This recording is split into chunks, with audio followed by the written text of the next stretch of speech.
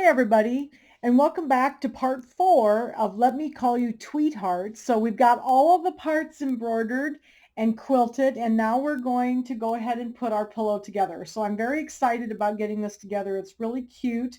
It's been a very fun project. I told you in the last video that I might possibly do another set of flanges with the red thread in it. And I think I like the red thread better. So this is the white ones I did in the video. And they look just fine. And you can see, you can see the quilting in them and everything. And the, and the instructions use a really light colored yellow for the quilting. So, you're not going to see the yellow very much either, but I really like the red. I did a set in red and I thought, at first I thought maybe it was just going to be too much in your face. I don't like quilting that's like really stark, but the red, it's a very light quilting, and I think it looks just great with the red. So I am actually going to use these red, these flanges that I embroidered with the red thread. So I am going to use these red ones in my pillow. I think I'm going to be very happy with those. So the white ones I'll just set aside. I may have to make another one, and I'll have the white ones to set aside for that. So I went bold this time. That's unusual for me to do that, but I think they look really cute with the red quilting on the pink, and then the pink on the red. So I was happy with that. I was struggling to decide which ones I wanted. And often, when I do these videos, I normally have done the pillow once before, so I would have caught this in the first try, but we're doing this together, so it's just fine. And I am going to use the red thread, the flanges that I did in the red thread. Okay, so the first thing we have to do before we go to putting our flanges and borders on, I'm going to get these out of the way for just a moment, because I've left these in the long pieces, and we'll cut these to the size that we need for our pillow. The first thing we're going to do, and starts the assembly part of the instructions starts on page 30 of the instructions. And so we're going to do this in sections. There's only 6 blocks, so it won't take us long to do this. This is really easy to put these together. So I got them all trimmed and everything. So we're going to do section 1 is going to be that filler block, and the one that says, "Let me call you tweet." It's the flower block that we did first. So I have to find those. So it's going to be this block. This is the filler block. And then this is the flower block. So these two are going to go together first. Okay. So we're going to sew these together. I have Pima cotton thread. I have kind of a light gray in my machine. That's the color I use so often for piecing things together, because it's kind of a neutral color to everything. So I put my real light gray Pima cotton thread in the needle and the bobbin. I have a number 11 embroidery needle. That's usually what I sew with too.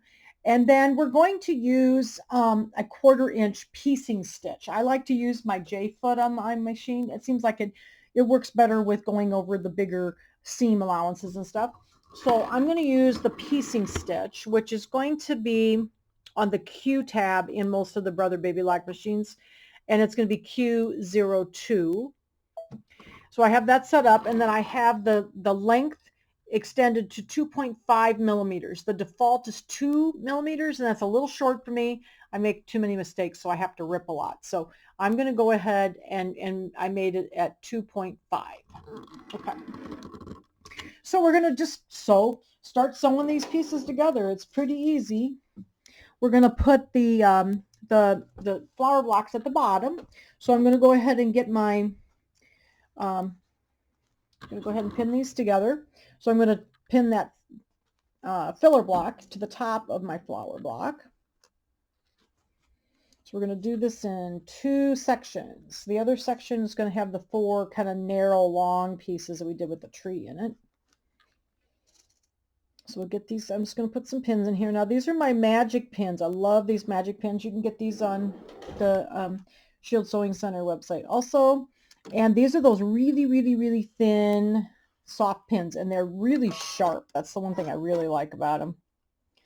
So I'm going to go ahead and I'm going to drop my needle. I'm going to take a stitch forward and I'm going to tie off with a tie off button on my machine. So this is the button I'm pressing right here, the one that looks like a polka dot, just ties a knot in place.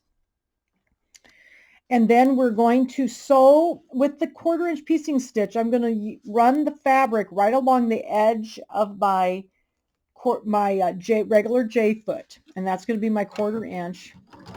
I prefer to piece with this foot just because I so often have to zigzag or something like right away, and I like to use that foot because then I don't have to change it. And you can use a piecing foot if you prefer a piecing foot. Okay, give me a second here. Pin this, unpin this one. Okay, and then I'm going to go down here and I'm going to do the same thing. I'm going to tie off when I get down here to the end with my little tie off button. Okay. Okay. So then what I'll do is I'm going to do this in just a moment. I'm going to go ahead, take this over to my iron, and then I will open these. I like to open the seams flat because they just seem to go together better when you're doing like all the different rows and stuff. So I'm going to go ahead and just open these up flat. So we'll do the other section and then I'll go do all the ironing. So there's our first section. That's all there is, just those 2 blocks. First section done. So that was easy. Okay, and then let's see. Oops, second here, get some of my pins out of the way. Section 2 is going to be the tree. So it says sew tree 1 block to the top of tree 2 block, aligning the placement tick marks and branches. So remember we had all these little tick marks on these. I got to make sure I get the right one. So this is the first one. Now this is the top. And then the second one had the little birds. Now, second one had the little birds. So we have these little tick marks right here. So they gave us those to help us get it lined up correctly. So I'm going to put these right side together. And I'm going to line up my little tick marks, those little green marks right there. Mine were green. It just depends on what color you made them in. So I'm just going to line up my tick marks. And hopefully that means that I'll get my little tree lined up. So we'll see how we do here. Sometimes I have trouble with these when I have to line these kind of things up. So we'll see how this goes. So we'll put a few more pins in here. Looks like they're fitting together lengthwise well. So, all right. So there's the little branches.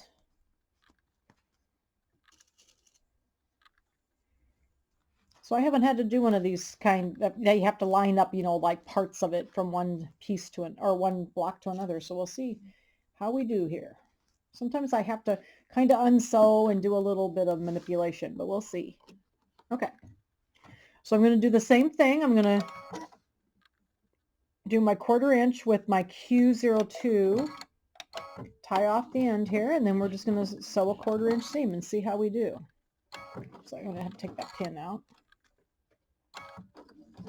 Yeah, I love these magic pins. I have always struggled with pins because some of them are so dull. It feels like you're trying to poke a log through whatever you're working on. And these are so sharp. So that is a plus. Okay, so I'm going to get right up to that pin before I pull it. I don't want that to shift on me.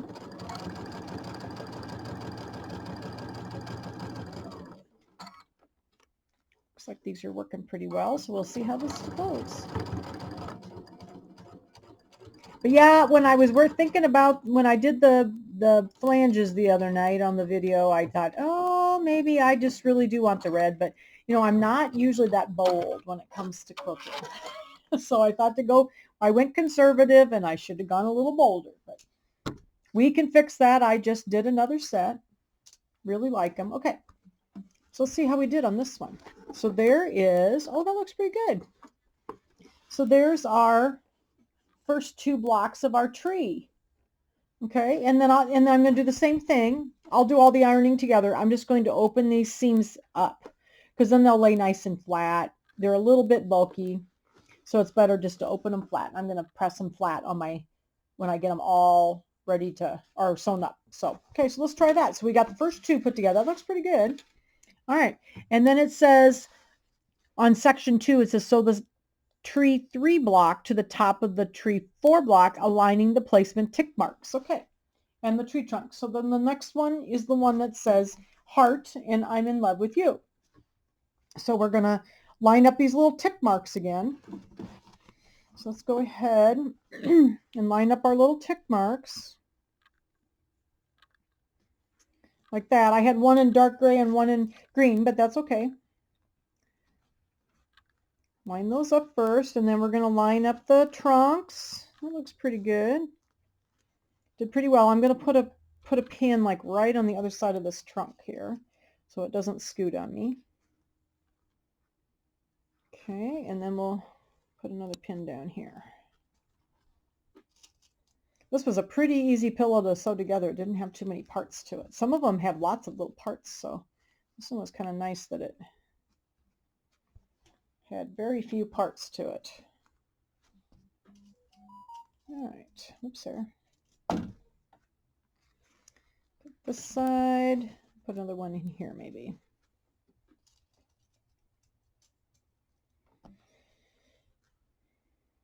Okay, so I'm going to tie off. And if you notice, I'm using my needle. This is a good sewing practice. So I'd always lower my needle into my material before I start to sew, because then it's less likely for you to unthread your machine. So that was something my grandmother taught me with her treadle sewing machine, because if you didn't do that, it would unthread every single time.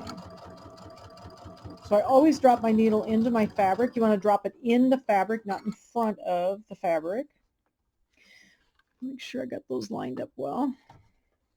And these pins, I usually don't too much, but this one I wanted to make sure I had. These pins are so soft and so thin. You can sew over them very, very slowly, but no other pin. I've never found a good pin to do that with. These are very, very soft and they won't hurt your machine. Sometimes I just need to sew over them so I don't have something scoot on me. So that's why I've chosen these. These are the magic pins. They're up on our website, shieldsewingcenter.com, but then they're also, they are the patchwork extra fine is what they are. And that's very important to get a good pin. Pins are, it was funny. I've talked about pins many, many, many times on videos, and good pins are like worth their weight in gold. Okay, so let's see how we did with this one. Whoops. Sorry, I wiggled the camera. Ooh, that looks pretty good. What do you think? That looks pretty good. And I'm going to do the same thing with this one. I'll open the seam allowance open, and look, my little birds are sitting on the tree branch over here. Isn't that cute? I was anxious to see how this was going to sew together. This is so cute. And then each one of these blocks, is a different background. So, but they all blend together. So isn't that cool? Okay.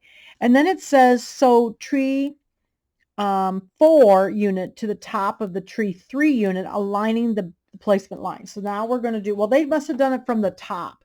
They must have done it from the bottom up. I did it, well, I think they made some mistakes in the instructions. It says sew the tree 1 to tree 2, and then it says tree 3 to, oh, I see what they did. They did 3 and 4 and 1 and 2 together, and then sewed it together in the middle. But you know what? I just sewed 1 to 2, 2 to 3, and I'm going to do 3 to 4.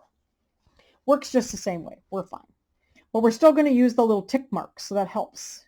That really helps getting those lined up. I like that. I just kept going. So they must have done 1 and 2 together, and then 3 and 4 together, and then placed the 2 halves. I just did them one at a time. That's fine. It still worked out just fine.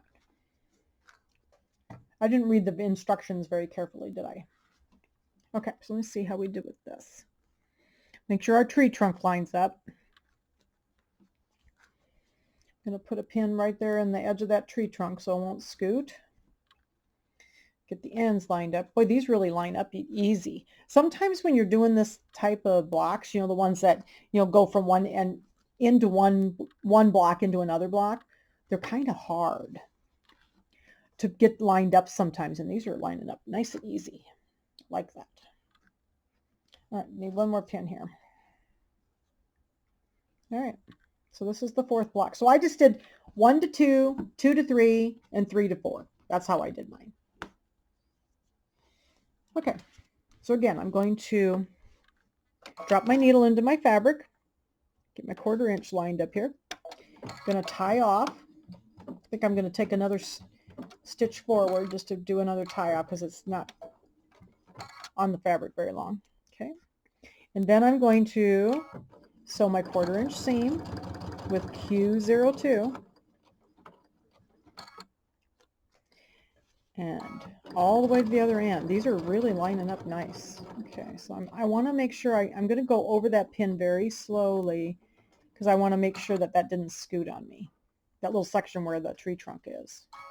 There we go. I'll pull this one.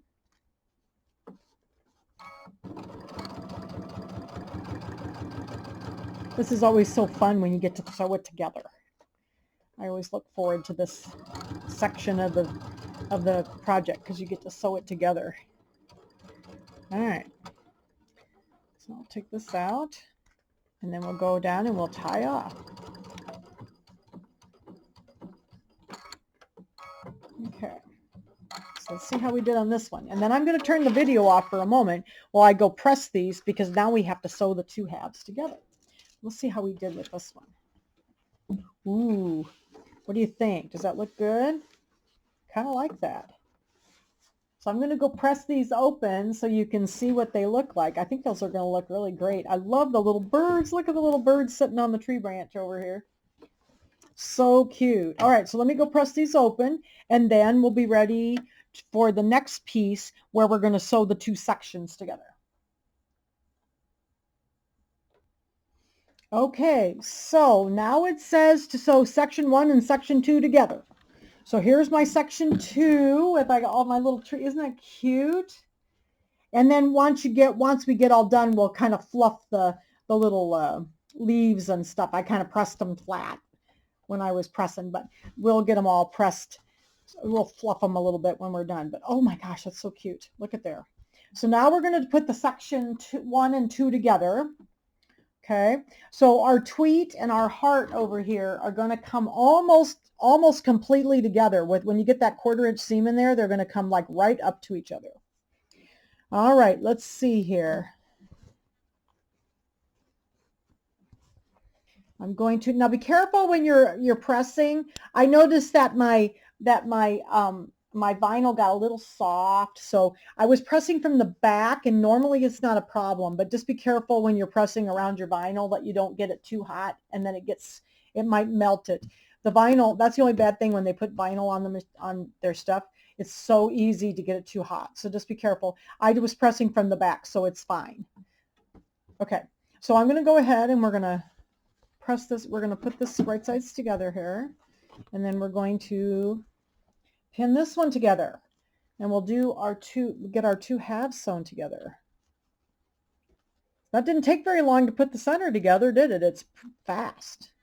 Okay, so what I like to do when I have an open seam like that, where that open seam is, I want to put a pin on both sides of the seam so that it doesn't like flip over on me, I should say. I like it to stay nice and flat. Makes it easier to press it flat then. So I'm going to put a piece, there's a seam right there on the back of that, okay? And then I'm going to do the same thing here. There's a seam here. And I'm going to put a pin on both sides of that just to hold everything hold it open, I should say, for me so that it doesn't do any flipping. And then I'm going to go down here to the bottom, get the bottoms evened up here. And then we're going to do the same thing here. So there's a seam right here. So we'll put pins on both sides of that. I'm so excited to get this done. I'm anxious to see what it looks like. I thought it'd be really cute.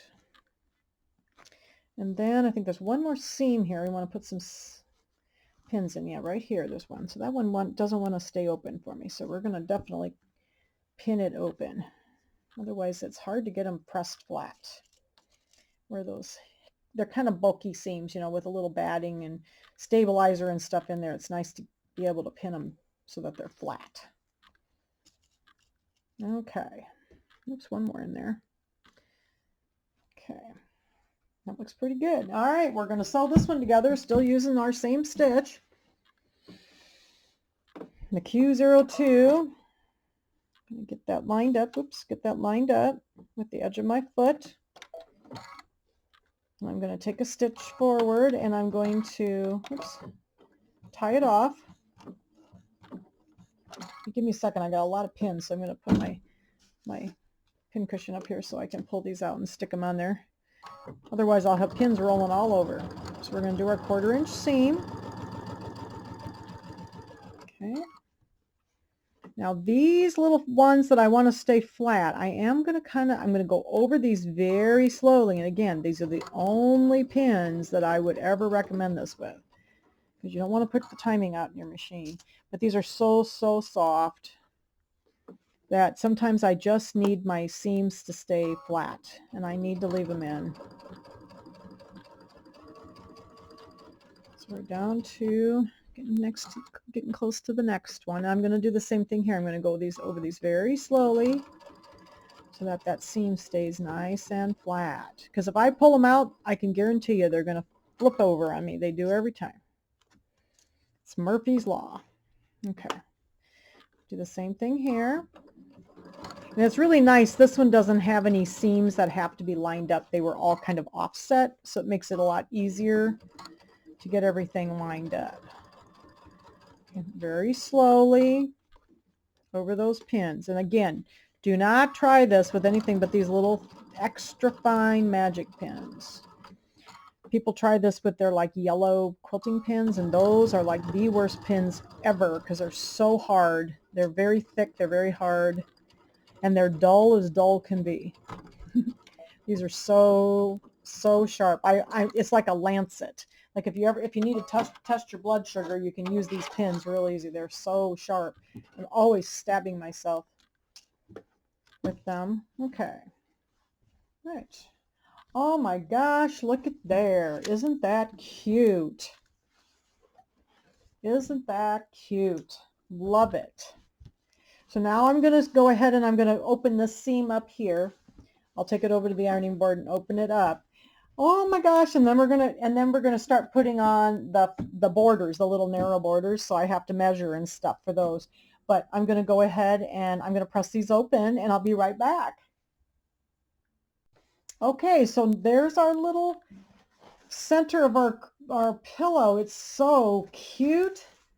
Really like it. And so the next step is going to be on page 31. We're going to be adding the narrow border, which is the red one. So I want to measure. So I made mine like the full width of the fabric, you know. So I'm going to measure these and see where I'm at for width. So my typical, when I sew these together, I'm typically about 1/4 of an inch off. So it's supposed to be 16 and a half, and mine is 16 1/4, which is normal for me. So I'm going to go and just measure this again, and so I'm going to actually cut my borders, my red borders. I might cut them 16 1/2. Now, I mean, really 16 1/4 is about where I'm at. So let me measure this one. I like to measure and we're going to do the two side ones first. So I'm measuring from the top to the bottom. And I'm right at 16 1/4. I like to sew, I like to measure my borders because then I know they're cut the same size. And I am just a hairish over 16 1/4. It's about 16 3/8. But I like to measure mine so that all my borders are the same length. And then I don't have so much trouble with my and with things being out of square. So I could cut them 16 1/2, but I'm going to have to cut them off. So I think I'm going to do about just a hair over 16 1/4. So mine ended up about 16 3/8. So I'm going to cut two of them at 16 3/8. And I'm going to try to get, you know, as much of the wording as I can. They're not going to be even. So no matter what you do, they're not going to be exactly even. So I'm going to go cut those now, and we're going to sew on the left and the right border, the red borders. And I just wanted to let you know that I am cutting these.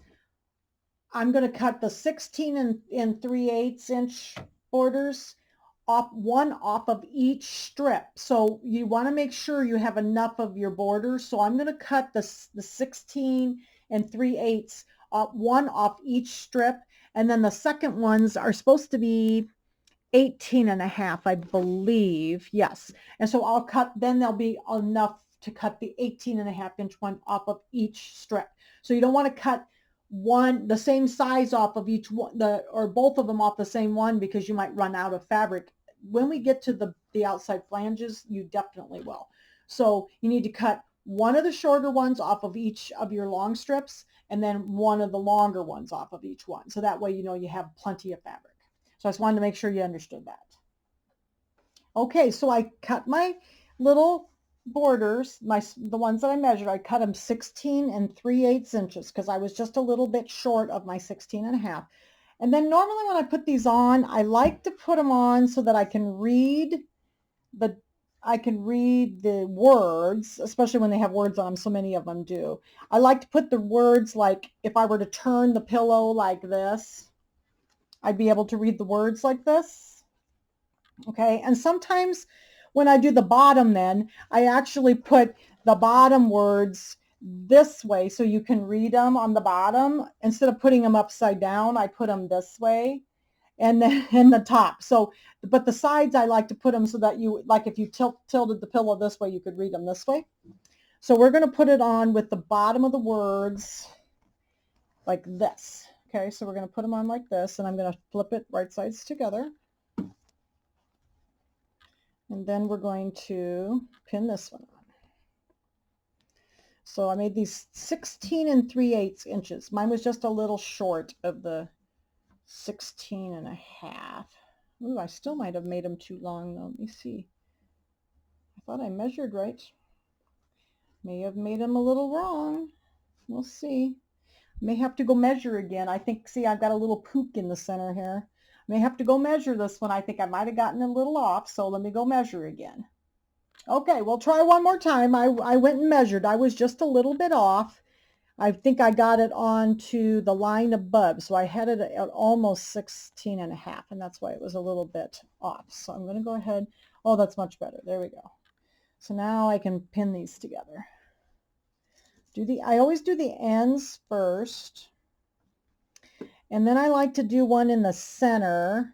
And again, I've got these seam allowances, so I'm going to pin on either side of those seam allowances so that those stay flat, because it makes it easier to press them.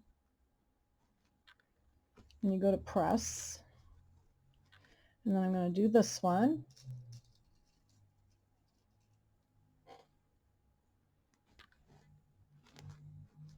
Okay, and then we'll do the last one over here on the left. Right, that's much better. Could put a little, these are kind of wide blocks, so I might stick another pin in here just to hold everything together here for me. The little clips work good too if you like the little clover clips. I still use pins. I've tried to use the clover clips, and it seems like I'm always getting too close to them and I want to almost hit them. So I still use pins when I sew like this. Okay, and then I'm going to go over that seam. Okay, and that looks good. And then we'll put another one right here. Yeah, that's much better. I don't know. I must have been just a teeny little bit off. Okay, so then we're going to do the other side. So I'm going to turn this one. Oops, here. I'm going to do the same thing. I like to be able to read the words from the side here. So I'm going to flip it this way. And this is the side, so we'll get this one.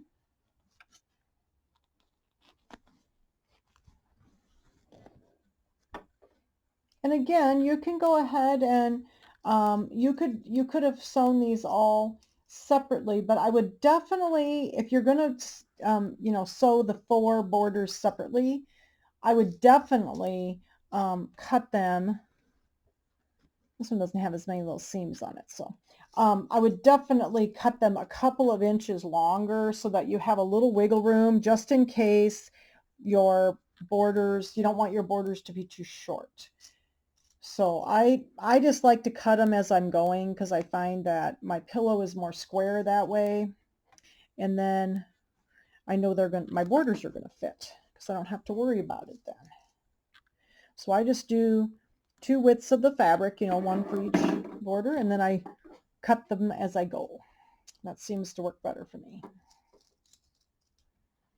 All right, get this one, and then we're going to put the pin over here, and then we're going to sew these on.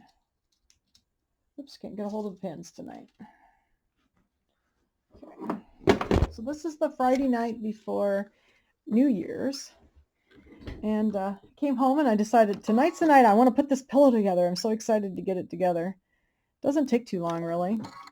All right, so we're going to tie this off, and give me a second and get my pin cushion here. I'll pull some pins here as I'm going. We're going to sew our 1/4 inch. I've still got my piecing stitch on. Make sure you keep everything nice and straight. And then there was a pressing instruction I'll have to read in the book here. They were talking about the seams, and I still usually open these, but they're talking about pressing in one direction. So I'll take a look and see what it says here once we get these sewn on. I normally, now again, these are the ones that have those the little seam allowance in there. So I'm going to slowly go over those pins. I want to keep those nice and flat so they don't get turned over on me.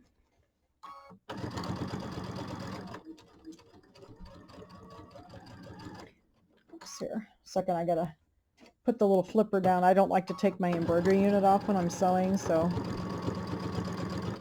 then I don't have to, but sometimes it gets caught on the little arm thing. Okay, so there's our 1/4 inch seam on that one. And then we're going to flip over and do the other side. So what it says here, what does it say about the seam?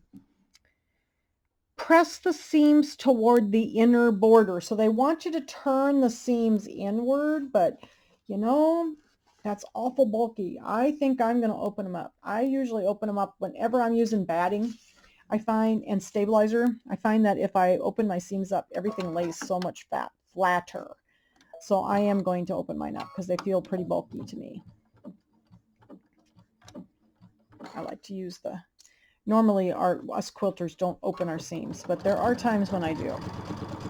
Like when I make pinwheels, I like to use, okay, so there's that seam allowances there, so I'm going to slowly go over those pins so that keeps those seams nice and flat. Like that. I can pull this one. Keep it nice and straight. Okay, so here's some more of those little seams, so I want to keep them flat. Very slowly. Okay, this one I can pull. But I am going to open these flat. They just lay better that way. Okay, here's another one of those little seams. So we're going to slowly go over that. Keep them nice and flat. But like when I do pinwheels, I do the same thing. Like the last seam, when you do all of those little, you know, have to do all those little pieces, all those little triangles in the middle. I always open that seam up because it really makes it flatter. Get this out of our way, and then we're going to go down here and we're going to tie off again at the bottom. Okay. Right, got that. All right, so we'll take all these pins out, and I'm going to go and I'm going to press. I'm going to press my seams open. So there's our first 2 borders. Look, aren't they cute? I can't wait to see this. This is going to be so cute. All right, so let me go do a little pressing again, and I'll be right back, and we'll measure, because we need to measure to make sure we know how long the other 2 need to be, and then we will cut those as well. So just a moment, and I'm going to go do some pressing. Okay, I got my borders, my first borders pressed. Now we're going to measure across the top, and it's supposed to be 18.5 inches, but let's see what Jan ends up with. So that's why I like to do it this way. I can cut them to be the correct size for my pillow.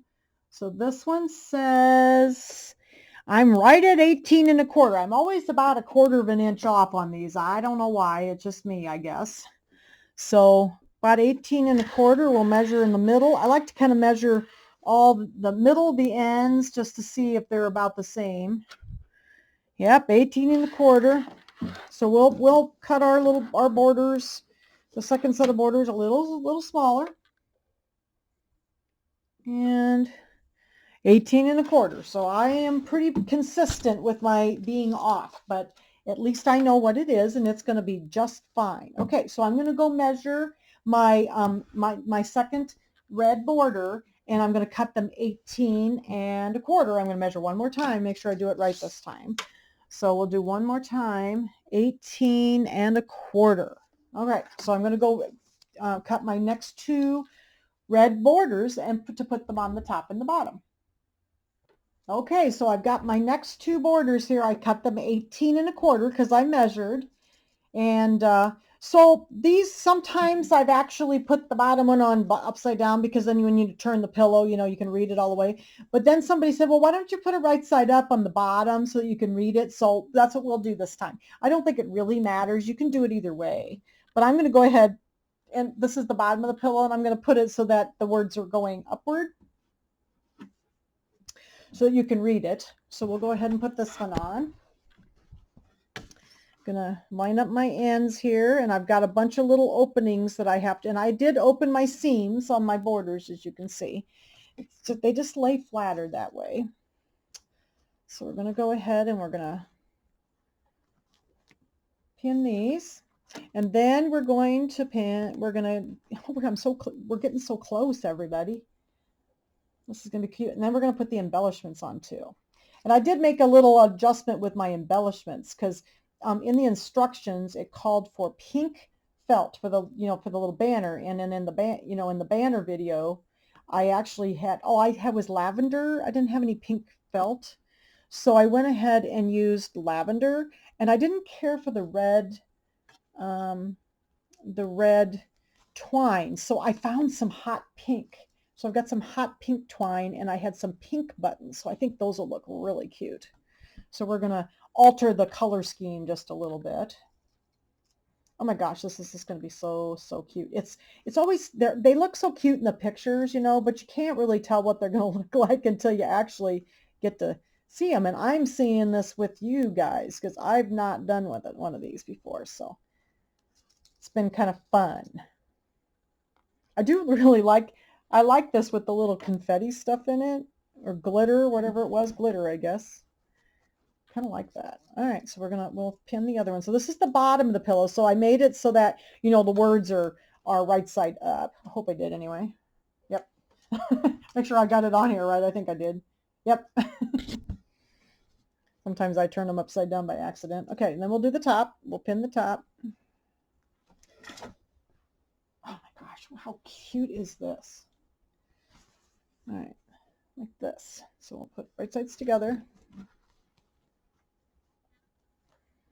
Get these lined up. And this was a fun project to do, because there really wasn't a lot of like fabrics and stuff in it. I mean, I had everything here at home, and you don't have to use Kimberbell fabric. I just happen to have Kimberbell fabric for the most part, but my outside piece, you know, my flanges, is not Kimberbell fabric because I didn't have, I think the pink that was in the pillow is actually from maybe the spring quilt collection. I didn't have any of that, so I had one that was real close to it, and I think it looks just fine. Okay, so look at this. Now there's another one of these that has those the little seam allowance, so I want those to be nice and flat. So I'm going to pin that.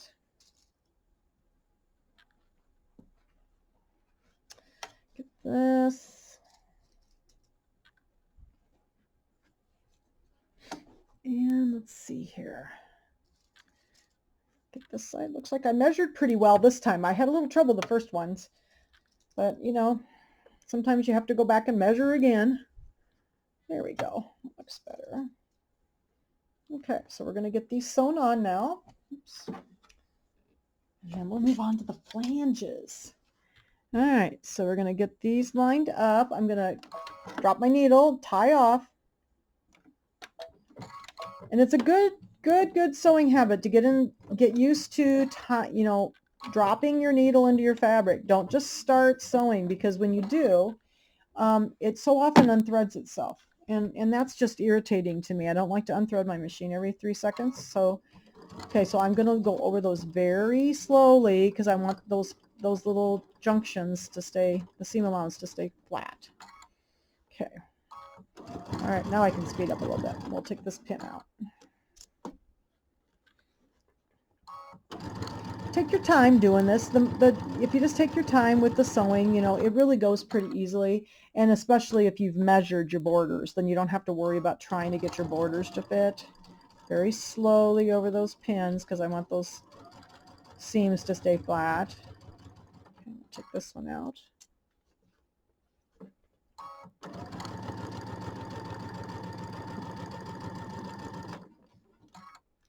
Get this one. This is my favorite part, is putting it together. Sometimes the embellishments can get a lot. These don't have much embellishments, so sometimes the embellishments take quite a while. Like we just did Candy Cane Lane, and oh my gosh, Candy Cane Lane took a while to do the embellishments. I spent most of the day working on the embellishments on that one because there was all those little buttons to sew on, and I did some of them with the machine and some with hand sewing and ribbons and rhinestones. So that one took a little while, but this one didn't have too many embellishments on it. Okay, so we got this one side done. Let's take the pins out so I won't stab myself. Turn it over and do this side. Get everything lined up.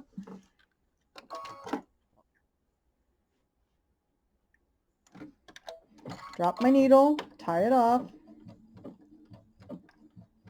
Okay, and again, I'm going to go very slowly over that little junction there because I want those little seams to stay nice and flat for me so I can press them. And I am going to press these open also.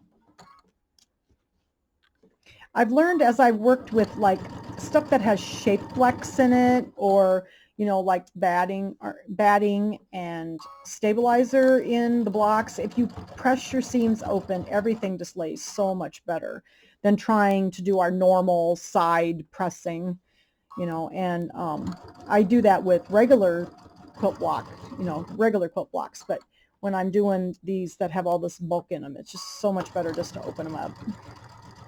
All right, so I'm going to slowly drive over these because I want those to be nice and flat. Very slowly.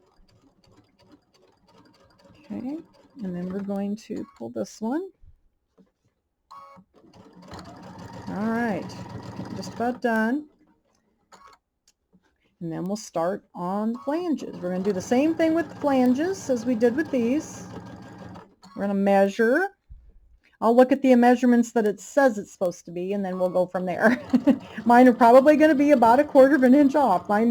I'm always a little off. And I think too, I've noticed that, and it could be because you're cutting on the inside of the rulers, the lunch top rulers. My blocks always seem just a smidgen short. So that's probably why everything turns out just a little bit short. Okay, so then I'm going to go press these open, and here's, oh look, the little stems go down into the seams. Isn't that cute? And then here's this one. So I made this one be right side up so you can read Let Me Call You Tweetheart, and then right side up the top as well. All right, so I'll turn off the camera for a moment while I go press these open, and then we'll get ready for the flanges. Okay, so there's my borders, my red borders.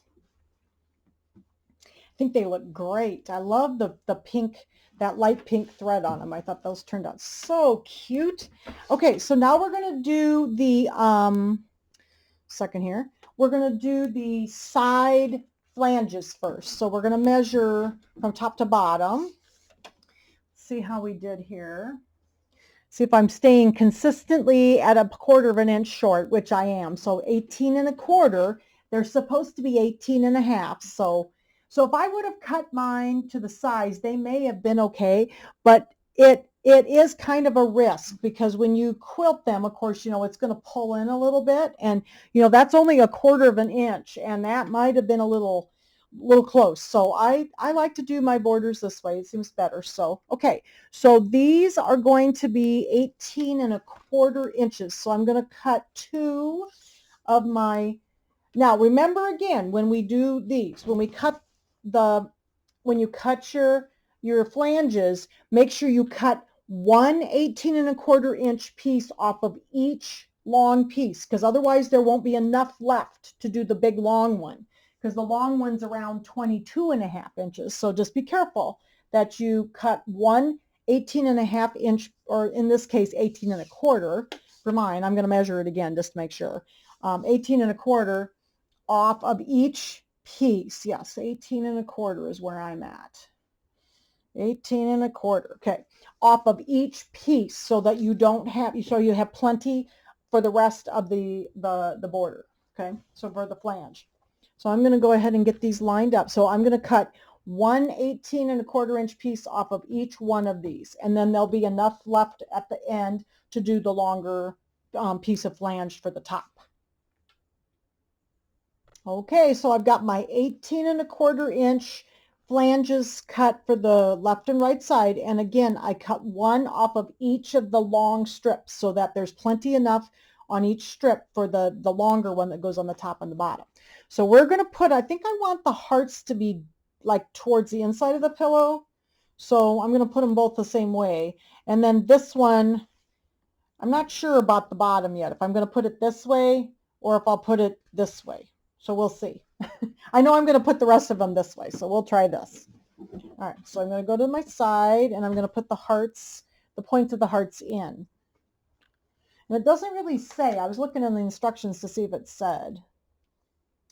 And it just says flange strips to the vertical edges of the pillow, press the seams, and then I'm going to press the seams open. It doesn't say anything about how to put them on. So I'm going to put mine on with the hearts, the points of the hearts into the inside of the pillow. All right, get this one on. Let's see how I did here. Hopefully I measured pretty well. It looks like I did. Measuring is always the hardest for me. I have to be very careful, and I have to pay attention when I'm trimming so that I don't mess up.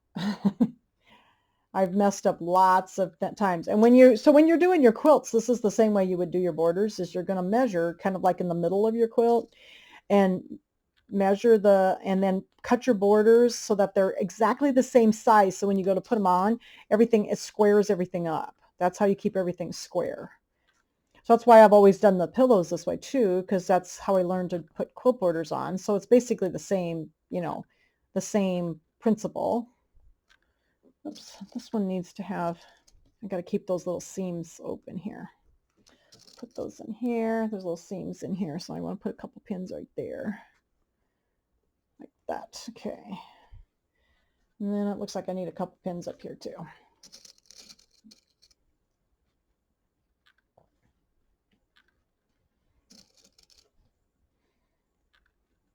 Okay.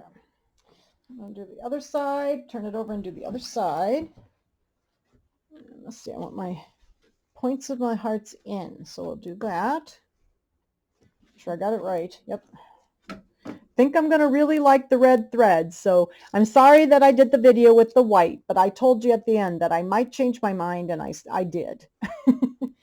After I looked at it for a little while, I thought, I think I do want the red, but I was just worried about it being too stark. Sometimes, that much contrast, but the little design was so light that it just didn't, like, I don't like my quilting to like reach out and grab me by the throat. So I like the red. I'm really liking the red. So I did another set of borders yesterday so I could put the red ones on my pillow. All right. Sometimes, you got to change your mind. I do that all the time. That's why like I said, I normally make these videos, after I've already made the pillow once, so that or whatever that I'm making once, so that I know what I've already, if I've made a mistake and I don't like something, then I have it, I already have it figured out. But guess what? This time we're doing this together. Okay. So I'm going to get my 1/4 inch seam ready here. Get everything lined up. Drop my needle in my fabric. I'm going to move my camera down a little bit out of the way so I can put my arm over it. Get this lined up and tack down.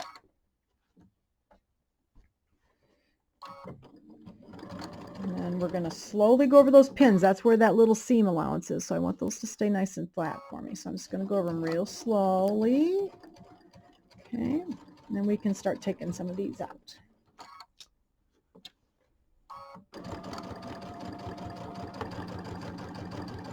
And sometimes I just piece like this kind of stuff. I do this with neutral threads. I could have done a red here or a white, but I just have that really light gray in, and it seems to work pretty well.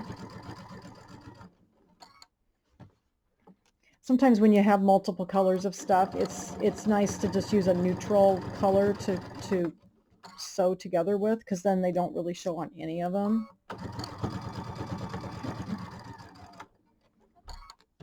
All right, getting this one done. Oops, second here, I'm not quite lined up.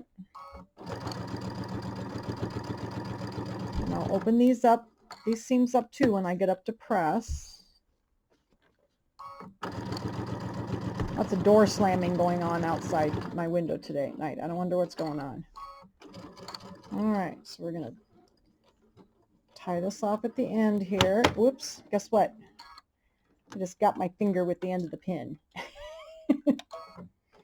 That's why I move my hand really quick, is like those little sticky, those little points are so sharp. I got myself. Okay, that looks pretty good. All right, so let's go turn it over and do this one. I just stuck my finger right onto the end of that pin. So hopefully I'm not bleeding all over everything. All right, drop the needle, tack off. Very slowly here over those first two, because I need to keep those seams flat. Speed up a little bit now. Get everything lined up. It's amazing how, you know, like you don't really notice where the breaks are in the, where the, you know, the batting comes together. You would have thought that you would really see those, but once you get it pressed and get it sewn on, you just really don't. It's amazing. All right, second here, I'm stuck on my cabinet.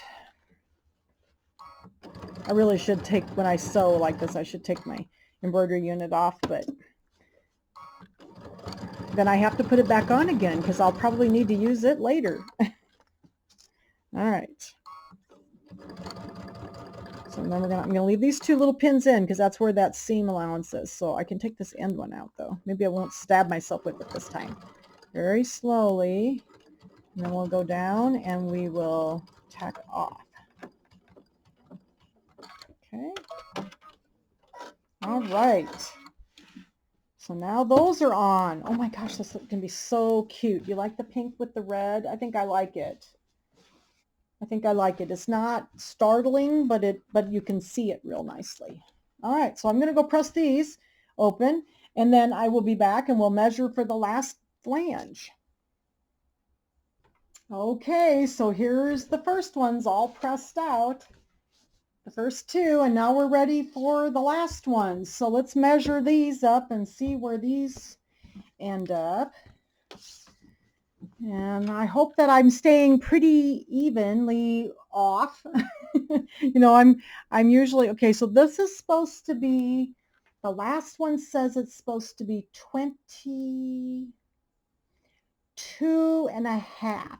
And I think I'm right at, let's measure here, about 22.25. Let's measure the center. So I'm staying about my amount, my little bit off. So 22.25 and 22, let's check down here, 22.25. So we're going to cut them about 1/4 of an inch shorter. 22.25. So I'm going to cut my two pieces of 22.25, and then I will be back in a minute and we'll sew on the last two flanges and get ready to put the back on. Okay, so here's my last two flanges. Now I think with this one, since the words would have been upside down, I think that would be more noticeable than me leaving my plan with the little points of the hearts to the inside. So I think I'm going to go ahead and put that one on with the, you know, with the little birds will be upside down. I could put them up this way. I don't know. Let's take a look. What do we think? Do you think it's going to look strange if I do it that way for the bottom one? I think I'm going to stick with my normal plan. I'm just going to stay with so that the flanges are the same all the way around. I like the words right side up because you're reading the words, but I think the others might look strange if the birds were suddenly on the top instead of on the bottom. So I don't know. We could do it either way, I think. Actually, it could be either way. So if you want the bottom to be right side up, just like the words, put them that way. I think I'm just going to do the same all the way around. So I think I'm going to put mine with the you know, the points of the hearts in towards the inside of the pillow. Okay, so let's do the top. So I cut these 22 1/4, and I'm going to make sure I get it right. Let's do it this way. Okay, and we'll get these pinned, and then I'm going to stitch these on, and then we're going to be ready to put the backing on. We'll do the backing, and then we're going to do the embellishments yet. The embellishments are really fun. They don't take too long. So, all right. Oops, here. Make everybody dizzy. So I'm going to get my second side done here. It's always hard for me with these pillows to decide what to do, because if there's kind of like an up and a down on the bottom of it, you know, it's like, but I think I'm just going to stick with this one. It doesn't really matter. So but the words sometimes are not, they're nice to be able to read them. So I did put those on the other way. We'll do it with the rest of the plan here. Don't think it really matters. I don't think anybody's going to really notice. Either way, I think they'll just think it's a cute little border with the little bird on it. All right. Some of the borders that I put on really didn't have an up and down. They were, you know, basically the same. But this one is a little bit more, you know, up and down. So I think you could do it the same way I did the other one if you would like. Okay, get this one pinned on, and we'll flip it over and we'll do the other side. It's going to turn out so cute. I really like that pink fabric. All right, do this. So I did stick with my same plan. You know, the points are in towards the inside of the pillow.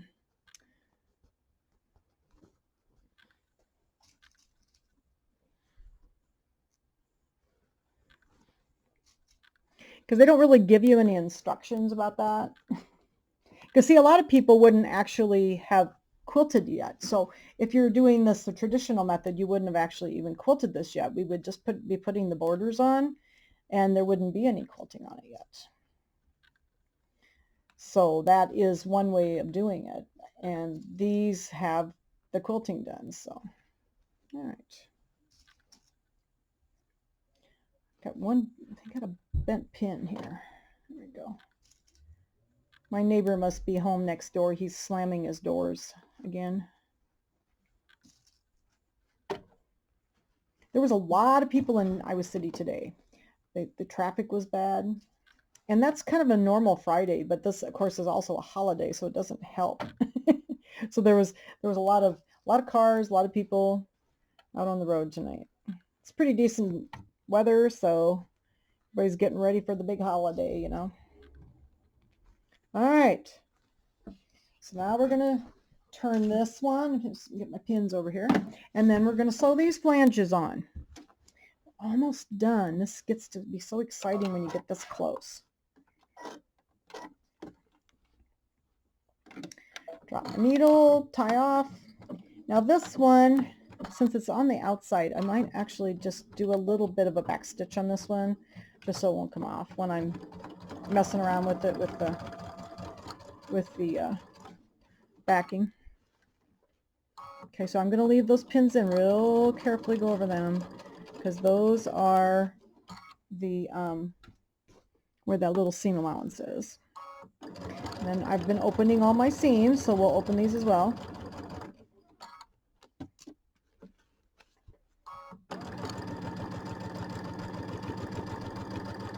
Okay, oops, get this one. This is the bottom of the pillow.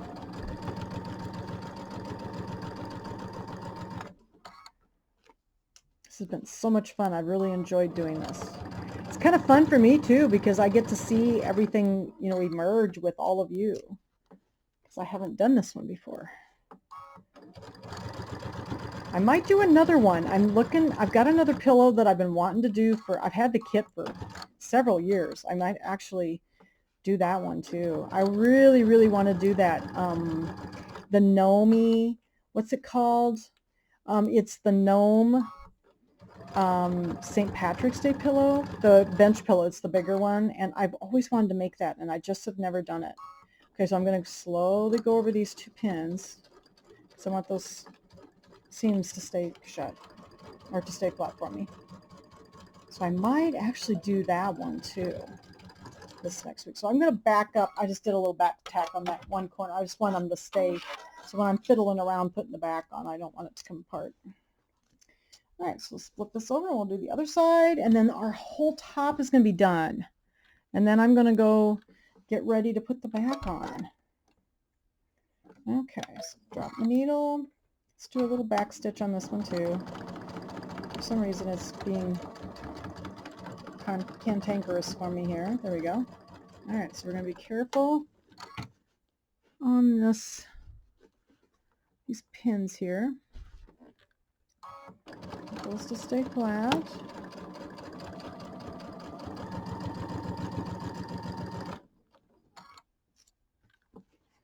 And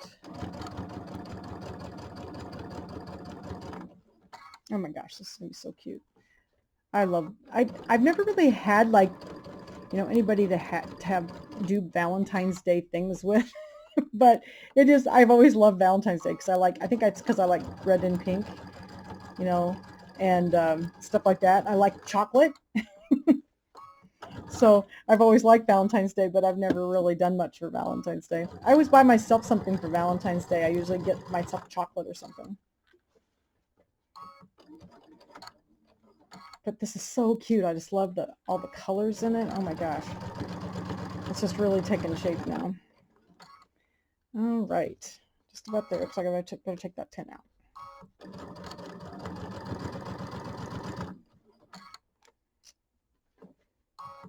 I get excited at the end. It's so much fun. Okay, let me get these lined up. And we'll do our little back stitch at the end here, slowly over those 2 pins. Okay. Then I'm going to go press these open. Get ready for my backing. Now I'm going to have to do some measuring, so we'll talk about that real quickly now, so I can actually, while I'm up, I can do the trimming. So the backs were supposed to be, let's see, they were supposed to be cut. Let me get the measurements here. The backs are supposed to be cut 13.5 by 22.5.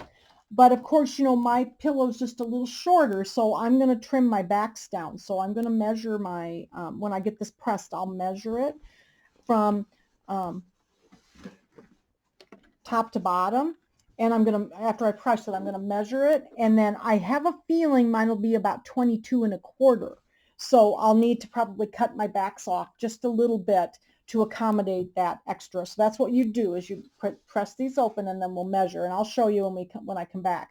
But I'll measure it, and then I will cut my backs too, because I know my backs are going to be just a little bit too long. So if you give me a moment, I am going to go and press these open, and I'm going to get my backs ready. Okay, I've got this all pressed out, and here's my top and bottom flange, and got it all pressed out. And I measured, and as usual, I was about 1/4 of an inch short. So I took my backs then and trimmed them off to 22.25 inches. And then on the long side of each one, I went ahead and turned it over 1/4 of an inch and another 1/4 of an inch, and just hemmed it. So that's on the long side, one side of the long, you know, one on each one on the long side. Now, when in the instructions, the next part is going to be putting the back on, and they always, you put their backing on their and leave their opening horizontal. I've always done mine vertically, so you can do it either way, whichever works for you. I am going to put mine vertically, my opening, so it doesn't matter which way. I guess I've always just done mine that way. So we're going to make an envelope back. So again, I measured this and I needed to have it 22 1/4 for my backing because they were a little bit too long. So I'm going to go ahead now and I'm going to take my backs and I'm going to line up the raw edges, and so the right sides are going to be together and the hems are going to be on the inside, and then they're going to overlap. So I'll just kind of let's do one at a time. Sometimes it's easier, so I'll just do one at a time, and I am going to make mine vertical. If you want yours the other way, go ahead, whichever works for you.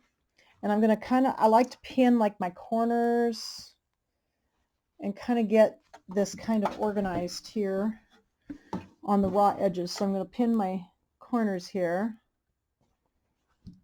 Each end. Sorry, I keep putting my hand in front of the camera. Pin the corners here, and then let's see how we did. See if I got my measurement about right. It looks pretty good. So we'll do a little center pin, and then I'm going to pin the. So I'm just going to pin my raw edges. So all my raw edges are even.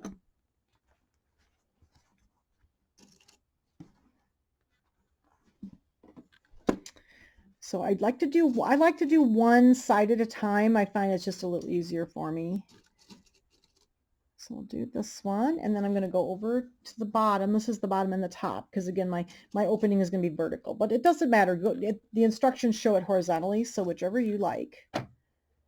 Do this, and then I'm going to put a pin right where that, that hem is, so I know that where that is, because we're going to want to know where that's at. Okay, so we're going to do the other side. Okay. And then we'll do the other side the same way. So I thought I'd do one side, and then I'll turn the camera off for a minute while I do the other side, pin the other side, and then we'll be ready to do the stitching. And then there's a little trick that I learned with the, because you have to sew between the border and the flange right here. And there's a little trick that I learned with that, because I always had trouble with things ripping on me. So I've learned a little trick. So I'll show you my little trick when we get there. All right, so I got those pinned on, and then I'll turn the camera off for a minute while I do the other side, but I'm going to do the other side the same way. Line up my raw edges, right sides together, and put the hems in the center. And then we'll be ready to go around the outside of the pillow. All right, so I'm all ready for the stitching. Now, normally where the overlap is, I like to start at where the overlap is. And most of the pillows, I actually sew over this overlap here to the other side, and then I stitch over it again. I back up and I stitch over it. Now, in this case, we don't have to do that because we're going to be stitching another line in here. So I don't have the problem with the ripping at the edges, because there's actually going to be, the flange is going to be, the 2 inches here. So we're just going to sew over this one time on this particular pillow. I still kind of like to start where the overlap is. It's about 3 inches or so. And we're just going to do our 1/4 inch seam. I've got my Q02 on here again. And I'm just going to sew around with my 1/4 inch seam all the way around, because it's an envelope back, but then we're going to do one more thing to it yet. So here I'm missing I missed my pin cushion. Let's rev it up a little bit here. All right, so here's my corner. Look, I got a little pucker in there. I always have at least one pucker in every corner I do. All right, turn it around. You notice I've got my pivot feature on. I love my pivot feature. I just leave it on all the time because then it's easy to turn. Second here, I'm stuck on my embroidery unit. This gets a little bit big at the end, so I should take my embroidery unit off, but then I just got to put it back on again. That's all right. I'm used to sewing with it on all the time. I very rarely take it off. When I have to do something really big, like a big binding or something, then I like to take it off, because otherwise it's kind of it gets in the way. So, but when I'm doing smaller things, I normally don't take it off. Just one more thing I have to do. Remove, you know, there's things I have to take off my cabinet. And it's a lot easier now than it used to be, but I still don't take it off very much. This machine's very big. This is the Luminaire, and it's about 13 inches in the opening, so it is quite large. So I don't have much, don't need a lot of extra room, so I just leave the embroidery unit on. Okay, sure, I got that kind of flat there. I often get a pucker in my corner because I just, you know, I have to right in front of everybody. Just has to be a pucker there, you know. Okay. Oops. Looks like I overshot it a little bit here. Take a stitch back. Okay. Turn it around again. Let's see, I've got this just a little off. There we go. My corner's a little bit off on this one, so there we go.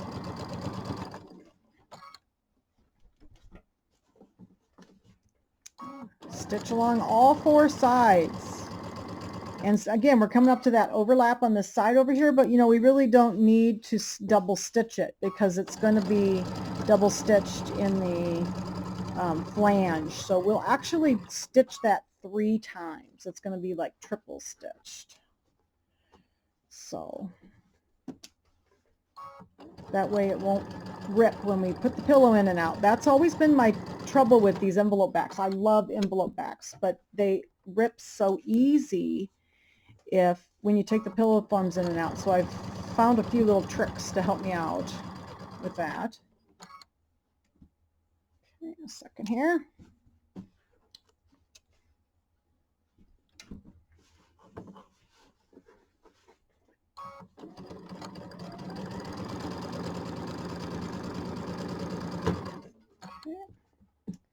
Getting almost around, and then I'll show you Grandma's little trick to get the corners all beautiful. And then you got to do a little pressing again. So when you get ready to do the corners, we'll do the corners. I'll show you Grandma's little trick. And then you have to press your flange, that seam down really well, because you want nice and flat before you go to do the next step. So we'll have to do some pressing again here in a minute. Try not to stab myself with the pins. All right.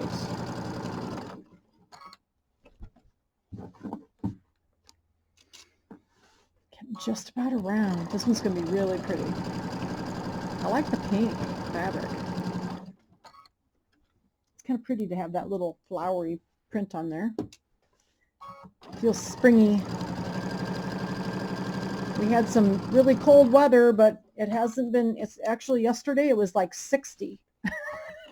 You never know what December is going to bring here in Iowa. Sometimes it's just weird. Like, was it last year or 2 years ago that we had thunderstorms and tornadoes in December? It was crazy. I think it was last December. And then they had like they had a derecho out in one part of the state, like out in western Iowa. They had a derecho actually, like we had here 3 years ago, and in December. It was just awful weather that day. Crazy. Oops, should have pulled that pin out of the way. There we go. I think we're just going around our last corner. And then I'll show you the little trick, but then I got to go back to the ironing board and do some pressing before we do the last little step for this. We got to make that cute little flange on there. Okay, so I'm going to tie off, and then we'll do the little corner trick. Okay. Got to find my tool here that I want. Here we go. My Floriani point turner. You need that too. But I'll show you Grandma's little trick. This is the most awesome little trick. Make you have beautiful. You don't have to do so. So what I tell you to do, don't cut through any of these corners, because you're going to have a. See, you have to even get to see my little pucker in there. You know. So we're going to turn the seam allowance down. A lot of you have seen me do this. Turn the seam allowance down to the stitching, and then push in to the stitching and hold the little corner in. So like you're making the corner. And then we're going to turn it right side out. Okay. and then it's going to already be a nice little square corner. So I didn't trim anything. I'm not that way. I'm not going to push through that fabric. Do the same thing here. Put my finger up into the corner, pull down to the seam line, push down to the seam line and make the corner.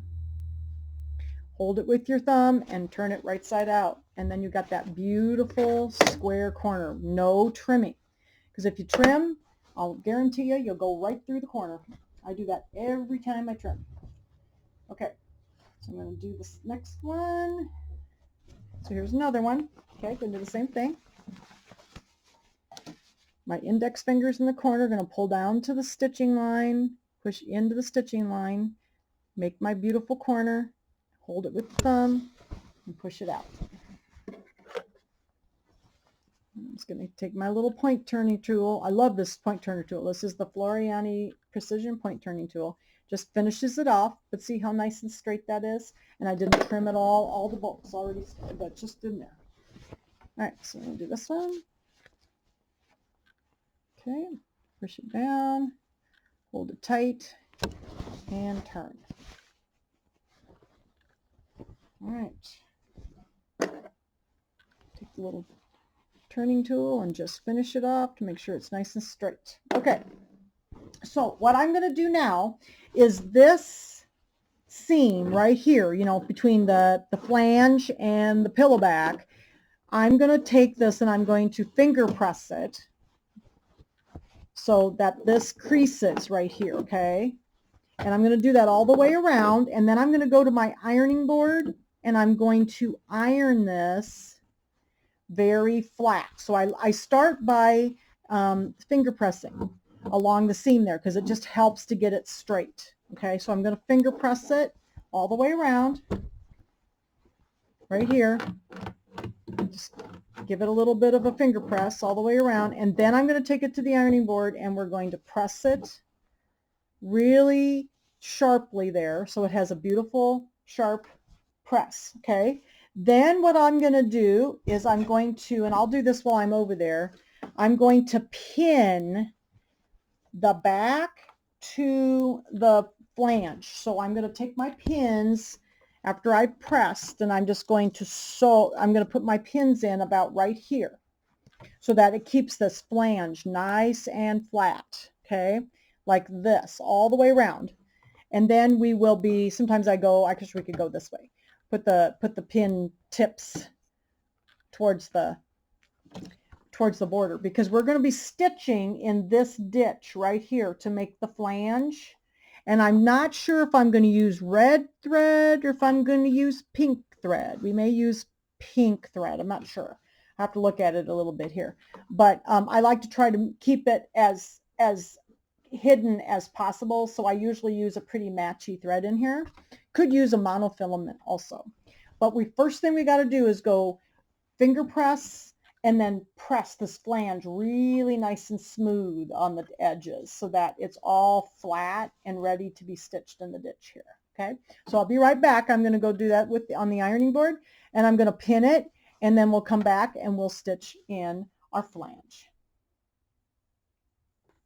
Okay, so I've got these all pressed, and then I trimmed. So let me raise my foot here. I pinned all the way around. So I like to keep this pinned down so that this flange stays nice and flat. And then the one place you want to make sure you get a pin is, you know, where the little overlap is in the back. Make sure you get a pin right along that area so that when you go to sew it, it doesn't flip over on you. Okay, so I've got a pin here and I've got a pin down here on this one right here. Just make sure that little flap doesn't flip over on you.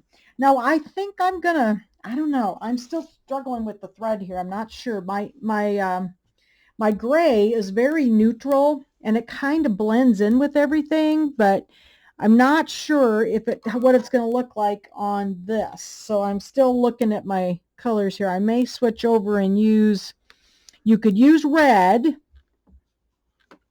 because we're going to be stitching in this ditch here. And so I'm not sure which would be the best thing if you're going to stitch I think it's going to end up stitching kind of right in the ditch. And the way mine feels like it's open, I don't think it's going to show. It might show on the red. So, you know, we might actually use red thread. So I think I'm going to switch over and use red thread on this. So give me a second and I'm going to switch over to red. I think most of my color is going to show on my border, not on my flange. So I think we're going to go with the red thread. Okay, so I switched over to my Pima cotton red thread because I think maybe more would show on the red than on the yellow or on the pink. So we're going to go with that and see what happens. I may have to, you know, start over, but you never know. I usually try to match one of them pretty closely, and I think most of my stitches, if they show, would show on the red. So we'll go with the red thread.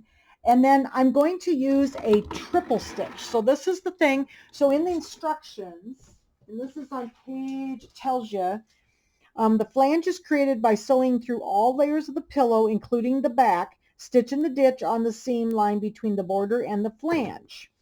So it shows you in this picture right here where we're sewing, okay, so between the flange and the border. But what I found is that I have a really hard time if I just stitch a single line stitch here, because this is where it always wants to rip on me, is where those overlaps are. It wants to rip open every time I put the pillow in.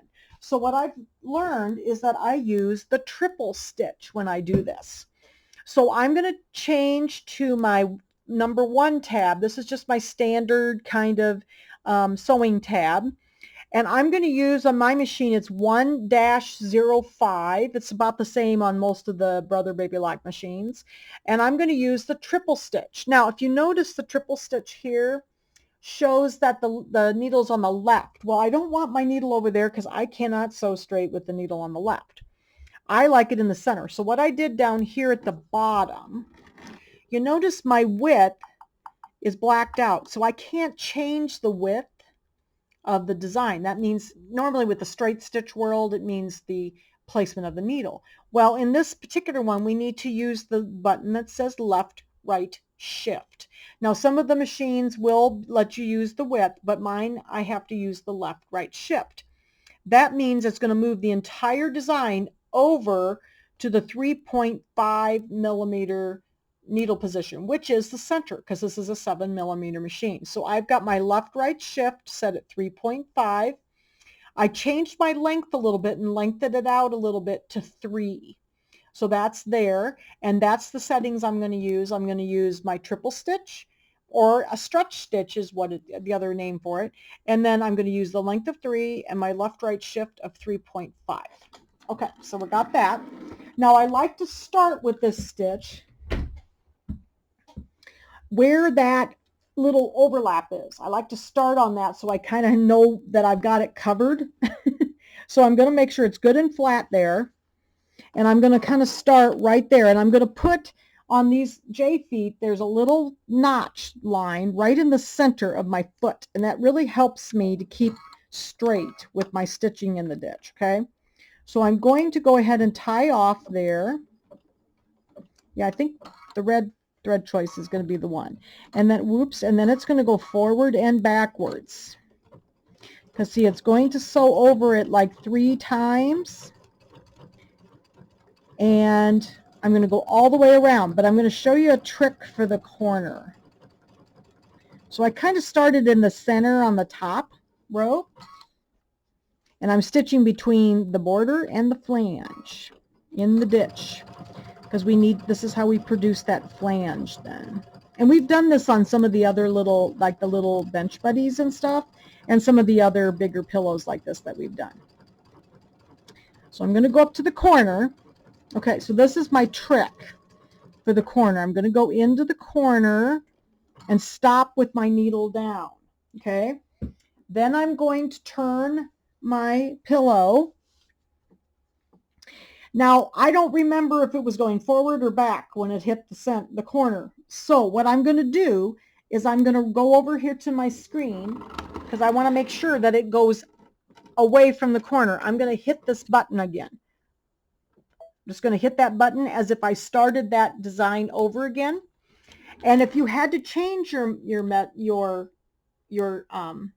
measurements, they lengthen your left-right shift, you'll need to change them again. However, what I do with mine is I have it set in my machine because I hit my memory button over here. And then every time I come to this stitch, this is what it comes up as. So I don't have to worry about having to change it every time. So I would tell you to save this. A lot of your machines, or most of your machines that you're sewing on, probably have this memory feature. And that is so awesome because then when I touch this button again, it's like I reselected the design or that particular stitch. And now I know when I take my first stitch, it's going to go away from the corner because I don't want to go back up into the, if I back up, it might go into my pink and I don't want that. All right, so now we're going across the side here. Keeping everything nice and flat. Make sure nothing gets puckered underneath. Yeah, I think the red was a good choice for the thread. Sometimes it's hard to know. I usually choose the one of the border, but I have had to do a different color before. So this is looking pretty good because you can't see it. All right, so we're just going to keep going. I've got all my pins in here holding everything nice and flat for me. But this makes this nice and strong, this flange nice and strong. Because the problem is if you just do a single stitch, which I used to do, everything ripped open on me every single time I put a pillow form in. So this really helps. All right, so we're getting close to the corner again. I'll show you the little trick. So I'd probably tell you, whoops, I got a little off there. We'll be okay, I think. But I'd probably tell you to the first thing you do is set up that little stitch length and width that I told you, and then save it in your machine, and then you can hit that little, you can do the little trick I did. Okay, so we're getting to the corner. I'm going to drop that needle right in. Oops, got to go forward one more stitch, I think. There we go. Right into the corner. I'm going to flip it around, and now I'm going to go up here, and I'm going to touch my 105 again. I've got all my settings already saved, and now I know it's going to go forward out of that corner. I want to make sure it goes forward out of the corner. Trying to stay right in that ditch. I've always thought stitching in the ditch was very difficult, especially when you have very contrasty fabric and you don't want it to show. So this makes me very nervous. Okay, so we're getting close to where this other little overlap is. So I've got the pin there. I'm going to leave it in there because I want to make sure that doesn't flip over on me. I'm going to kind of go over it slowly so it doesn't flip over, because I have had those flip over before. All right, so I think we're okay. We'll rev it up just a little bit here. I have to do this pretty slowly because, you got to stay right in the ditch. You don't want it to show in your pink. So that's the thing with the contrast, and using that dark thread, I'm trying to stay towards the red so it doesn't show on my pink. Just keeping my little notch right on my ditch there. And I've tried other feet, like stitch in the ditch feet and different things, and you can move your needle position and this and that, but this is still the foot that I stitch in the ditch with. I can see that notch, and I can see where the ditch is better. It kind of highlights it. Okay, so we're getting that close to that corner again. So I'm going to let it go into the corner. Okay, whoops, I got to take another stitch, it looks like. Okay, got it in the corner. Now I'm going to reach up, going to touch 105 again so that it will start the stitch over, and I know it's going to come out of the corner. There we go. Yep, you always want it to come out of the corner. You don't want it to back up into your pink, because I've done that before. It's like, why is it doing that? But then I remembered the little trick. It's been a while since I've had to use that, so it works really slick. Okay, so let's see. Where are this is where we started up here. I'm going to put a pin down here so I don't forget where we started. It's right down here. It's real hard to see because I've got such matching threads. So I'll put the pin there so I remember where I started. So we're getting close.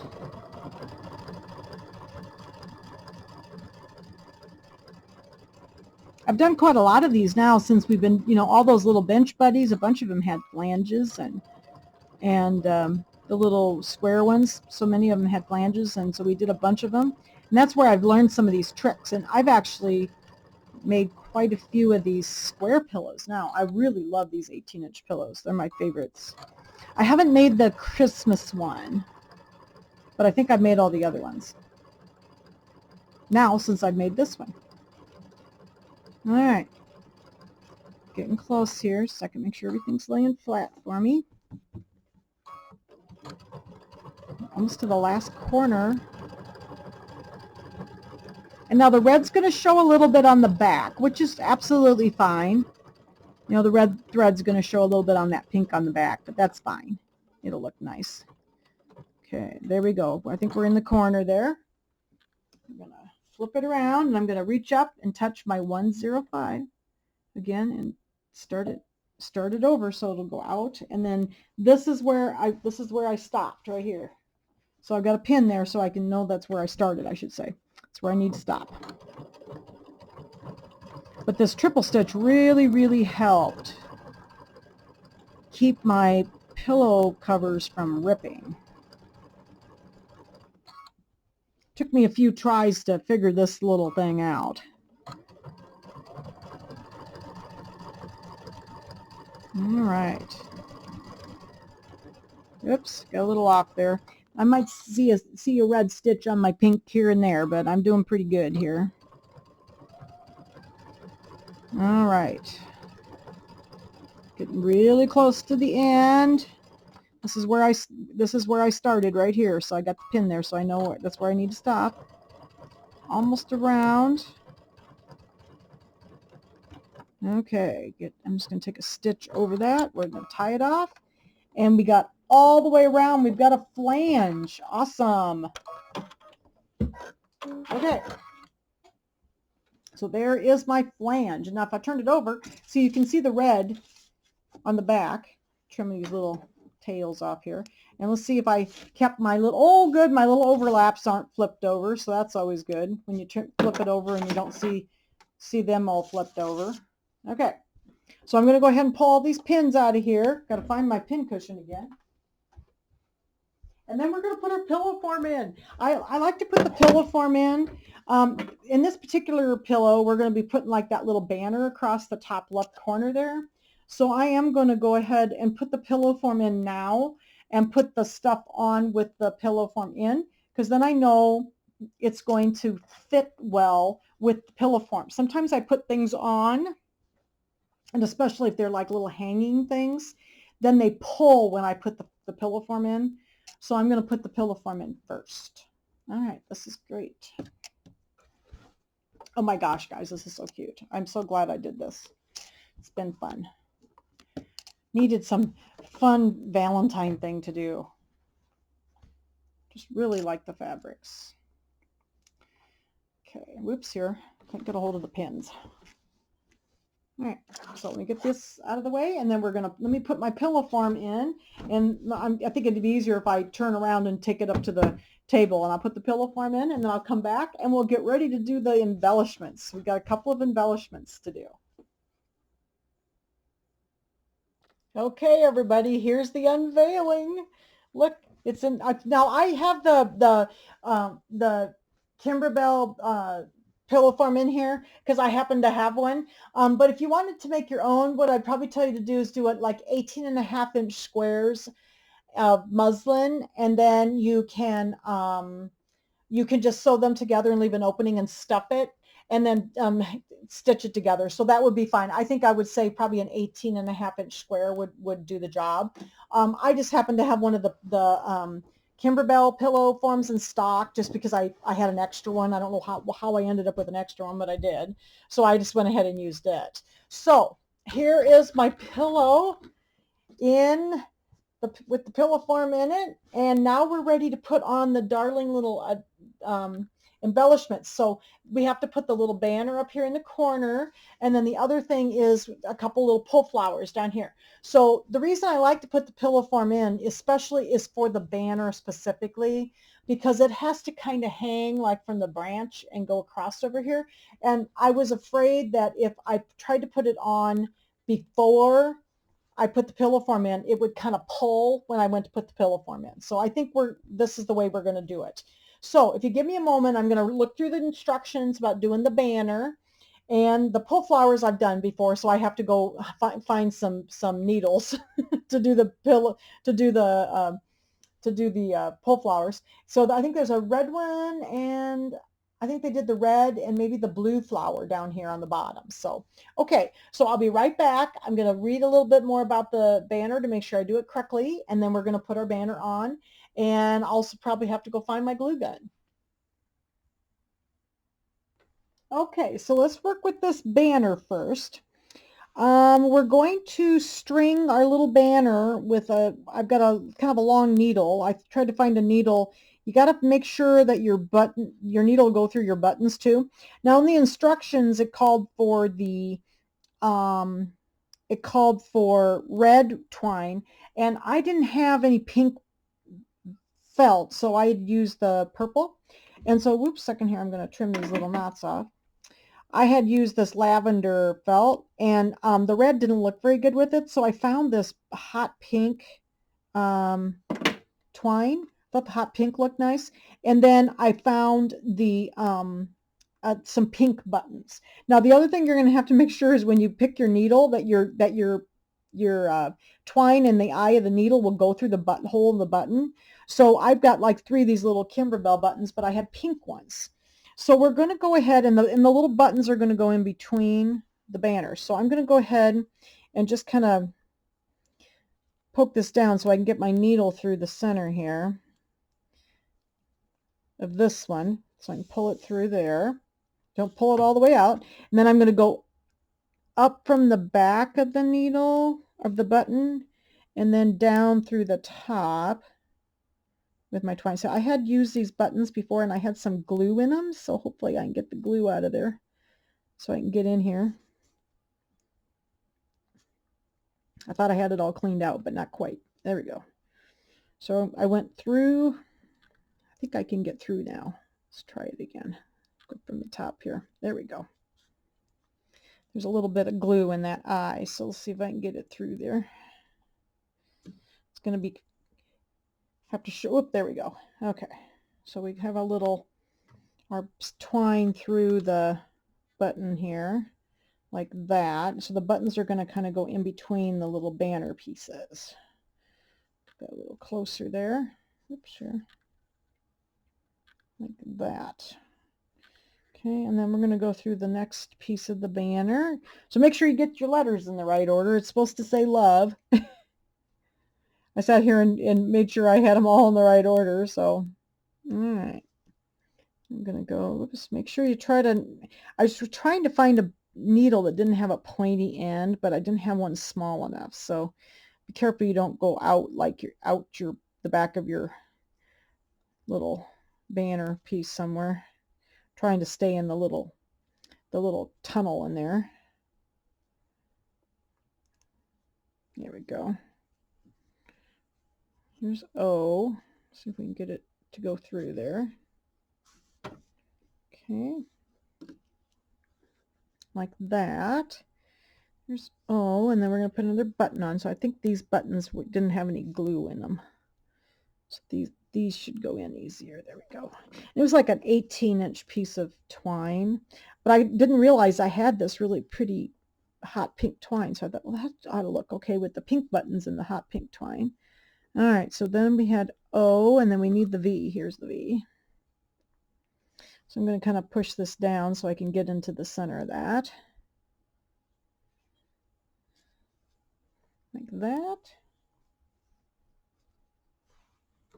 See what I'm doing? Get that in there. Let's see if we can get our button to turn over for us. Like that. It's like stringing beads. Okay, and then we'll do another button.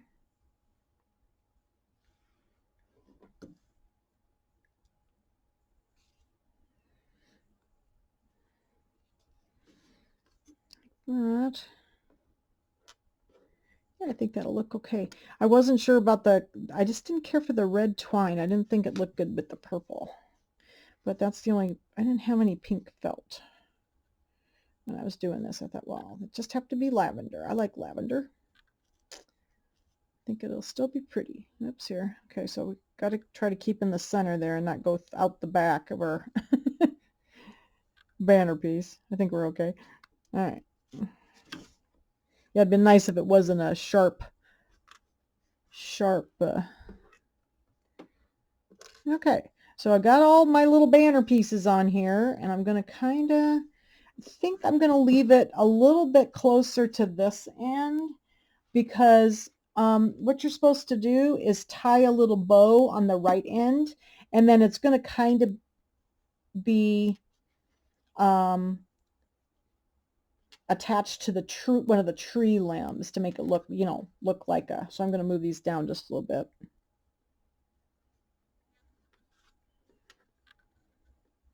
So it's supposed to look like it's hanging from the tree. So we're going to tie a little bow at the end. So I need a little bit more room to tie a bow. Get this down here. That looks pretty good. There. That looks nice. Okay. And then, so then I'll tie a bow down here. You kind of wind this back up again. Kind of separated when I stuck it in the eye of the needle.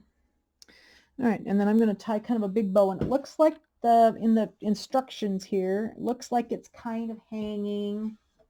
So I'll pull this down so you can kind of see. Looks like it's hanging from like this little branch right here. So there's like a bow, and then it looks like it's hanging there, and then it's going to droop across this way. So let's see if we can get this to work.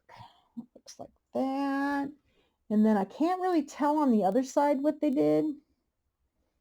It says center the pennants on the string, tie a bow at the right end, hand tack the ends of the banner to the pillow top as shown. Okay, well, Jan's going to use hot glue. So maybe we shouldn't have moved it down so much. It'd be nice if there could be a bow on each end. So let's see, maybe we'll center it up a little bit more. Let's try centering it again.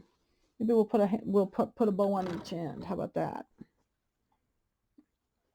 So let me see if I can tie. I don't know if I can tie a bow. I have a hard time tying bows.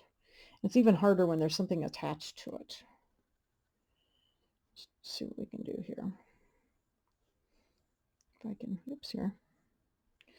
Still need to have quite a little bit of space to tie a bow. How am I going to do this? Let's see. Not good at bows, guys. So don't laugh at me.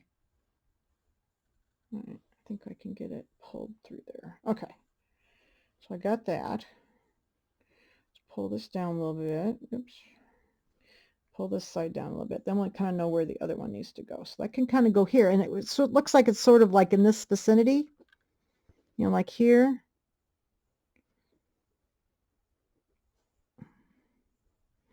And then it's kind of, looks like it's kind of right on top of that little twig that sticks up there. Okay, so that means that we need to probably go this way a little bit with it. So we'll pull everything back a little bit. And I think we could maybe tie in a bow at the other end also.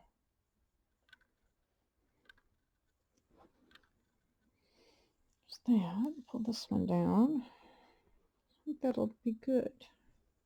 These are cute. This is the part that's the hardest part, I think, is putting the embellishments on. Because I'm not very good at this kind of stuff. I use hot glue for most everything because I don't like to hand sew, and so I usually use hot glue when I do this kind of stuff. Let me think. Let's see if I can get this part down here further. And it looks like it's going to lay. Okay, so we can maybe we can make a bow down here. I'll figure out. Let's see where this is going to go. So I think this one will go up here, and we'll glue it down up here on the. That's where it looks like on the picture. It looks like it's hanging. I'd like this to be a little longer. Let's see if I can get that bow a little bit better. I'm not good at bows. Let's see here. Try it one more time. Sometimes if I just try it another time, I get it better.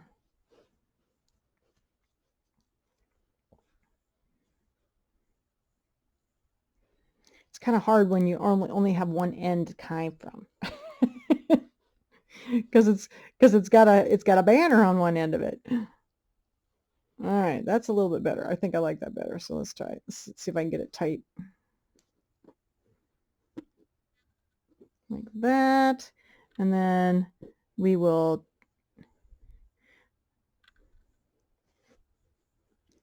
pull it down a little bit. That looks a little bit better. There we go. Then I'm going to glue that right there, I think. So I think the best thing to be, let's try just gluing it on, and then we'll work with the other side. How about that? So I'm going to glue this down on my branch here. See if my glue gun will work for me tonight. I don't want to use too much because I don't want it to show too much. So let's get this turned over. Get that down in the glue. We have to add just a little bit more yet.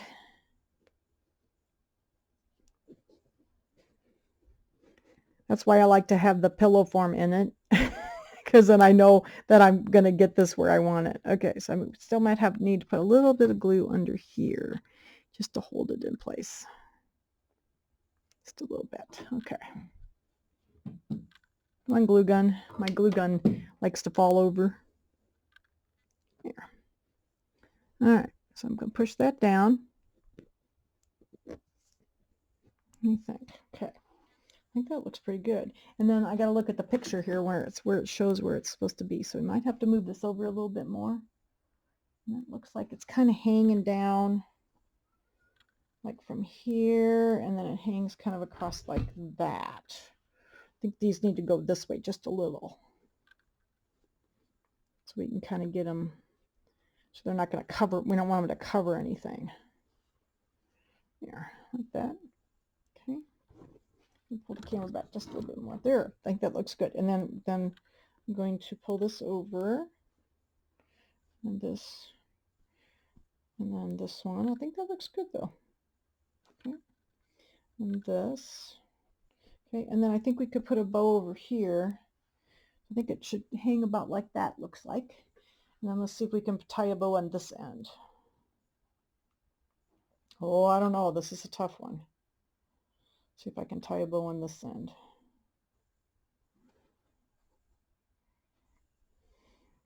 These bows on the strings are kind of hard to do. Let me see. I think I got it the wrong way. Probably can't see me tying too well. I'm not having much luck, so don't mind me. Okay, got to go this way a little bit, like that. So I think we're going to hang it about like that. What do you think? Does that look good? I think that looks pretty good. I'm just kind of looking at the picture to see about how high it is. I think they kind of have it about like that. So I think that'll be good. So let me grab my glue gun here again. Okay. So let's see if I can get the camera up just a little bit higher so you can see what I'm doing. So I'm gonna kind of glue it on the edge of the white. Yeah, I think I'm just gonna kind of glue it on the edge of the white there, between the border and the white. They said to hand tack it. If you want to hand tack it, go ahead. But for me, the glue usually works better. Okay, I'm gonna get it right in that glue so that it won't come out. I'm gonna push it down in there. Ooh, cool. Okay, got a little bit of glue in there that I want to get out. Just a second here. Okay, I can fix that a little bit later. And then I can also tie. I might have to trim my little tie, but what do you think? Let me pull it up so you can see it. I can get the camera angled right. So what do you think? That look good? I kind of like the purple. And it lays down in there nice.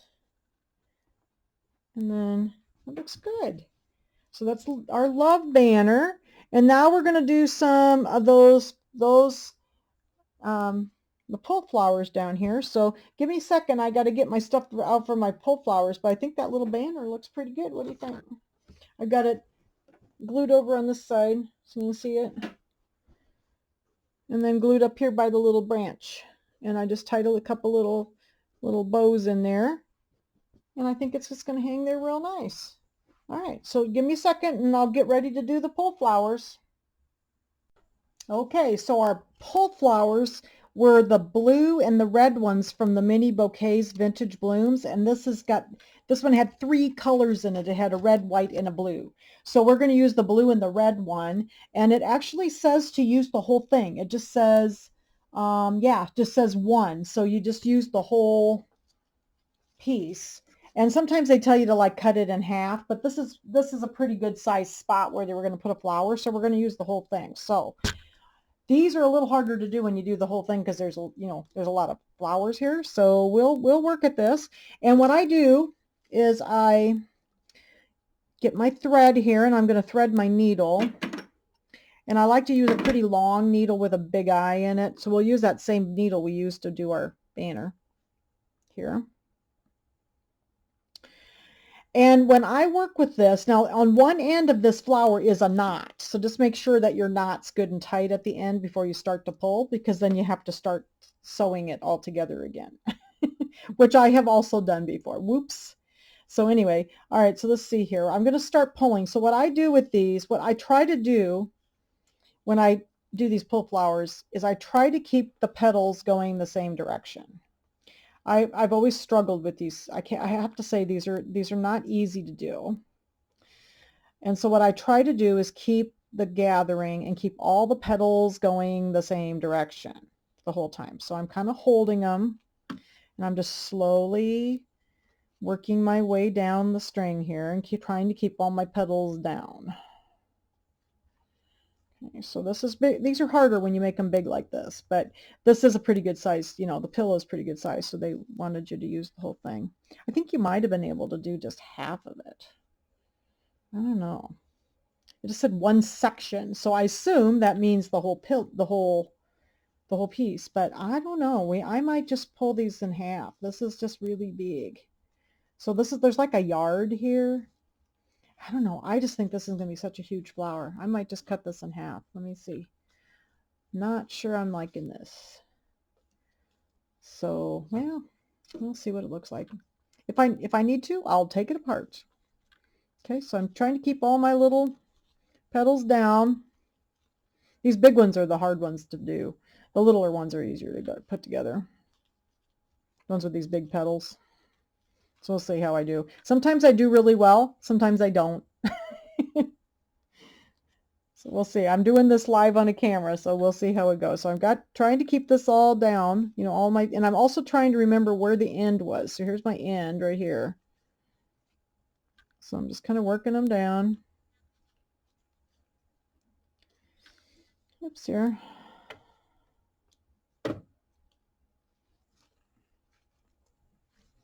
Trying to keep all the petals going the same way. And I also want to know where the other end is. Okay. Give me a second here, make sure my needle doesn't unthread here. Okay. And then I'm going to go down to the end. I'm getting it pretty good. I'm going to go down to the end here. And I'm going to put my needle through the end, the other end, so I know where the end is.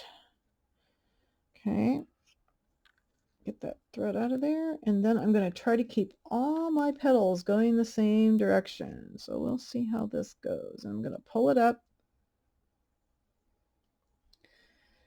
I think I need to cut off a little bit of this thread. So I can hear me cut off a little bit of this so it's not so long when we get to the end here. It's a little easier if it's not quite so long. Oops, cut the right side here. There we go. Okay. All right.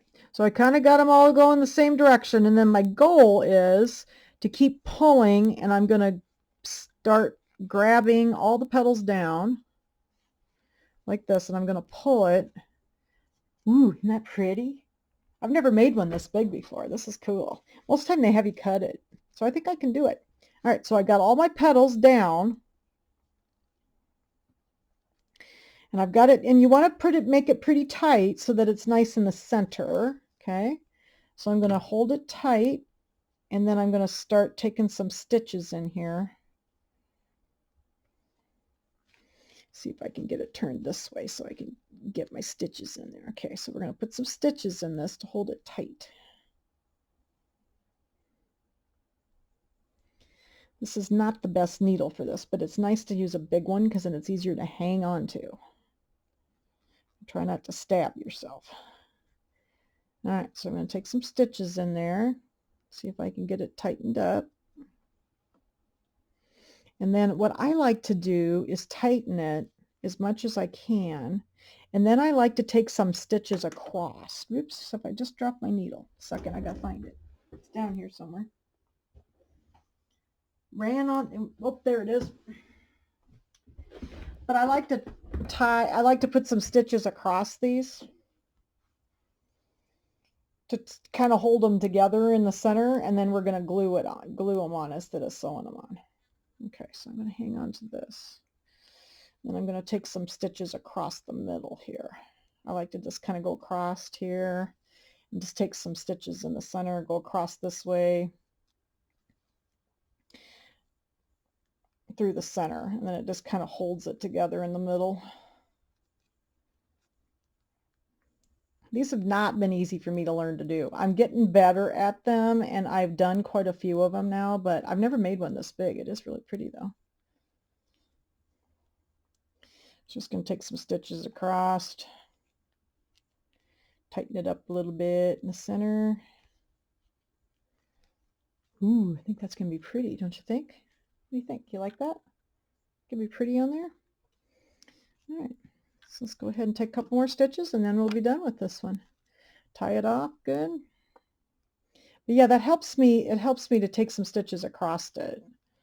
So, and then this red one is going to be a little harder because it's like stiffer. So we'll see how that one goes. I've never made one that big either. All right. Just taking some stitches, and then I'm going to go ahead, and then what I do to knot this off is I go through, and then I'm going to twirl my needle through there like 3 times like that, and then it makes a really hard knot. I'm going to do it one more time so that it won't come undone. One more time. Oops, get the little end out of there, and then I'm going to twirl my needle through the loop 3 times, and then tie it off. Okay, that looks pretty good. Ooh, isn't that pretty? I like that. Very nice flower. That actually turned out pretty good for me. All right, so I'm going to trim that off, and then let's try the other one here. I don't know if I can do this one or not. I haven't done one this big before. Okay, let's take a look.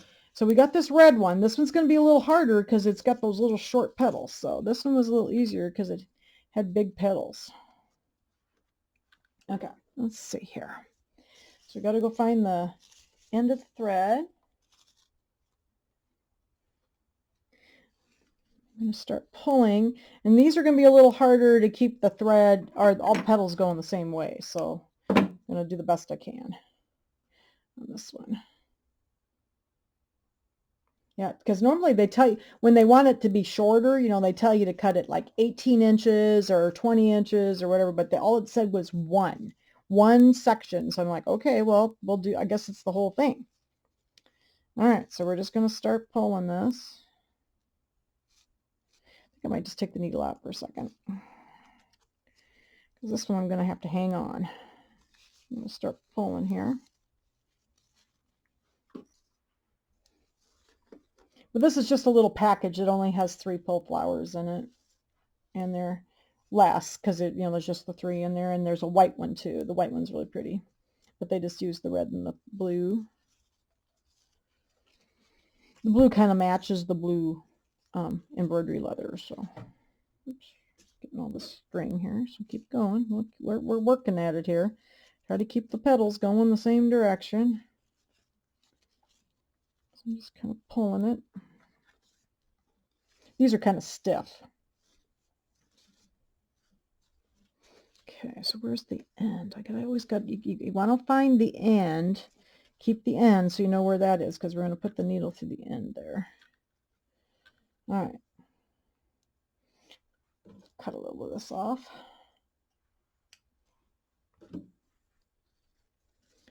Pull a little bit more, I think. Let's see if I can keep my petals go in the same direction. Turn them. Okay, now let's see if we can find the other end there. Oh boy, I haven't done any of these for a little while. I think we did one on the Halloween pillow, didn't we? I think there was one on the hat.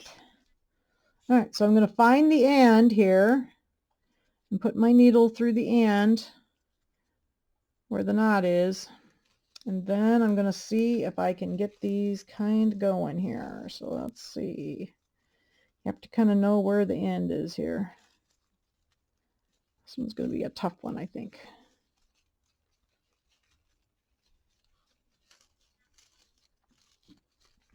Ooh boy, this one's really going to be a hard one.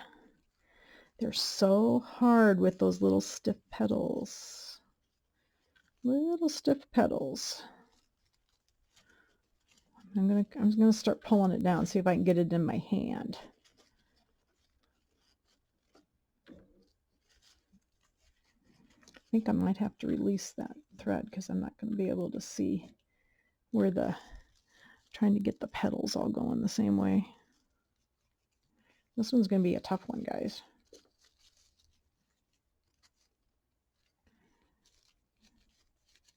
Should have made this one off camera, but you get to watch me do it.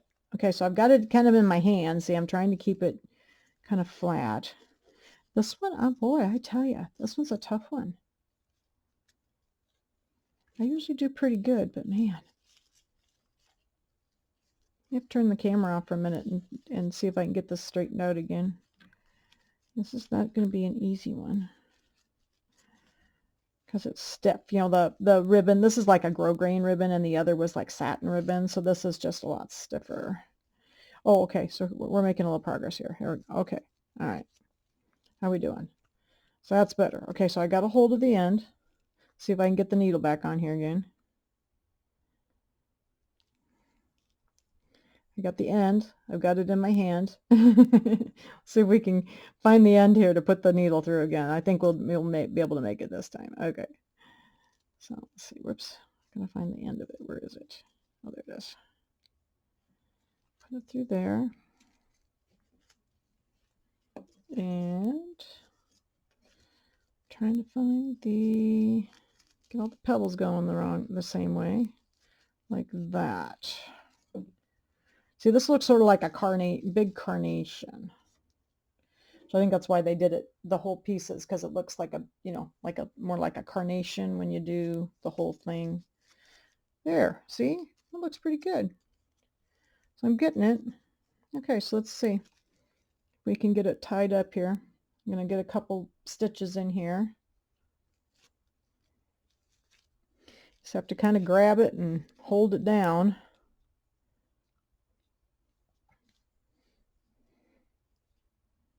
Oh my goodness, this thread's very slippery. There we go. All right, get it tight. I'm going to put a couple stitches through here. See if I can get it tightened down a little bit.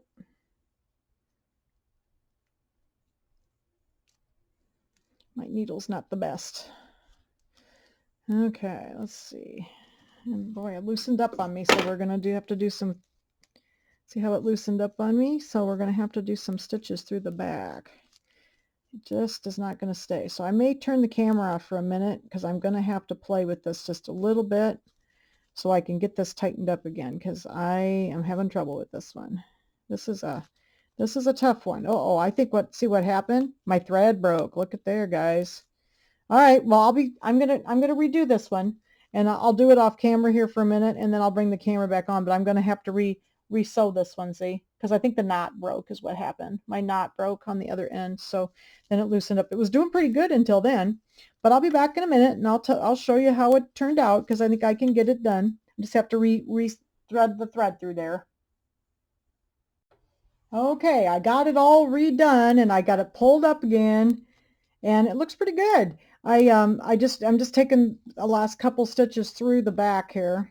Sorry, I had to go off camera to do this one. I had to hold, I was having a hard time holding it with the camera in front of me. So, but I'm getting some stitches in the back here. I'm going to put one more stitch in here. and then we're going to tie it off. And I think that this one's a little harder because it's very stiff. The petals are smaller and that grosgrain ribbon is stiffer, so it was a little harder to do this one, but it's looking good. I think it'll look really nice. It's a nice big flower, so we'll get it tied off here. Got one more stitch to get it tied up. Ugh, there we go. So sorry I didn't have that all on camera, but you saw me that at the beginning, the only thing that happened is that the knot came out of the end. You know, the knot end came out, and that's what happened. So then I just had to, I just reran the thread through there. It was no big deal. Just redid it again and pulled it back up. It came right back up again. Didn't take me as long the second time. Then I got my knot in there. All right. That's going to look pretty good, actually. Make sure my end is tied off good here. Okay. Trim a little end off. All right. So we got our pole flowers. It's always nice to get those done. Those are the, I think those are the hardest thing of this whole pillow was the pole flowers. It's always, I always struggle with them though. Okay, so that looks good. So now we're going to go ahead and see, on the picture, it looks like the red one's on the outside and the blue one's on the inside. So let's get our pillow back up here. Get my glasses off so I can see what I'm doing here. Yeah, the blue one's on the inside and the pink and the red one's on the outside. I'll bring this up. I'm going to pull this back a little bit so you can see the pillow here. And that's why I like I said, I like to have my pillow in here when I'm doing this, because then I can see what I'm doing. So let me, whoops, up here. I'll just lay it up here on the machine. I'll pull the camera up. There we go. So the blue one's going to go in here. So this is going to be the blue one right here. Like that. Okay. And then the red one's going to go out over here like this. Okay. So let me get my glue gun. I'm just going to glue mine on. You can sew them on if you want, but I don't like to sew these on. So I usually glue them. And it seems like they hold the centers of the flowers better too. Second here, I think I'm going to have to put my glue stick down in there. I'm just going to put some glue in the back of this. I'm going to put a pretty generous amount on there. And then I'm going to put it where I think I want it. And push it down. You got some batting in there, so you're not going to hurt your pillow or any, you know, there's some batting in there that's going to protect your pillow form and everything. So, oh my gosh, that's so cute. Like that. Okay, so I got that one on. And then let me see if I can get this one on. So we're going to put this one over here. So it's going to kind of be in here. Okay, let me get the glue on the back of this one. And you'll want to use a pretty generous amount of glue, except I just got glue in my jeans now. Oh well. My glue stick needs to be, there it's gripping finally. My glue stick was about empty. Okay, and then I'm going to stick this one down here like that. Push it down. Oh my gosh, isn't that so pretty? Love it. Okay, just a second here. I'm going to get it up here so you can see it. Oh my gosh, just love those. Okay, so gotta fluff my flowers a little bit. What do you think? Aren't those awesome? Oh my gosh, so cool. And then there's the banner. Okay, up here. So I got my little tails. I might cut this little tail off just a little bit over here yet. But there's the little banner and the little flowers. They're all on. And then I just need to fluff my fringe after I've been ironing it. You know, my fringe is a little unfluffed. But there's the pillow. And I'll take a really nice picture of it and put it up on the group and everything so you can see it better. It's a little hard to see on with the machine here. But isn't that adorable? What a fun project. Here's the back. But what a fun project. I'm so glad I did this. This has been very, very fun for me. And I hope you enjoyed joining me for this special sew along for Let Me Call You Tweetheart. We got it done. So please make sure you put them up on the group. So along with Jan, and then and if you have any questions, email me, voicemail me, or message me through Facebook and so on. But isn't that adorable? I love it. So I should say not, I should say Happy Valentine's Day to everyone. And I'm so glad that you joined me for Let Me Call You Tweetheart. Thanks, everybody.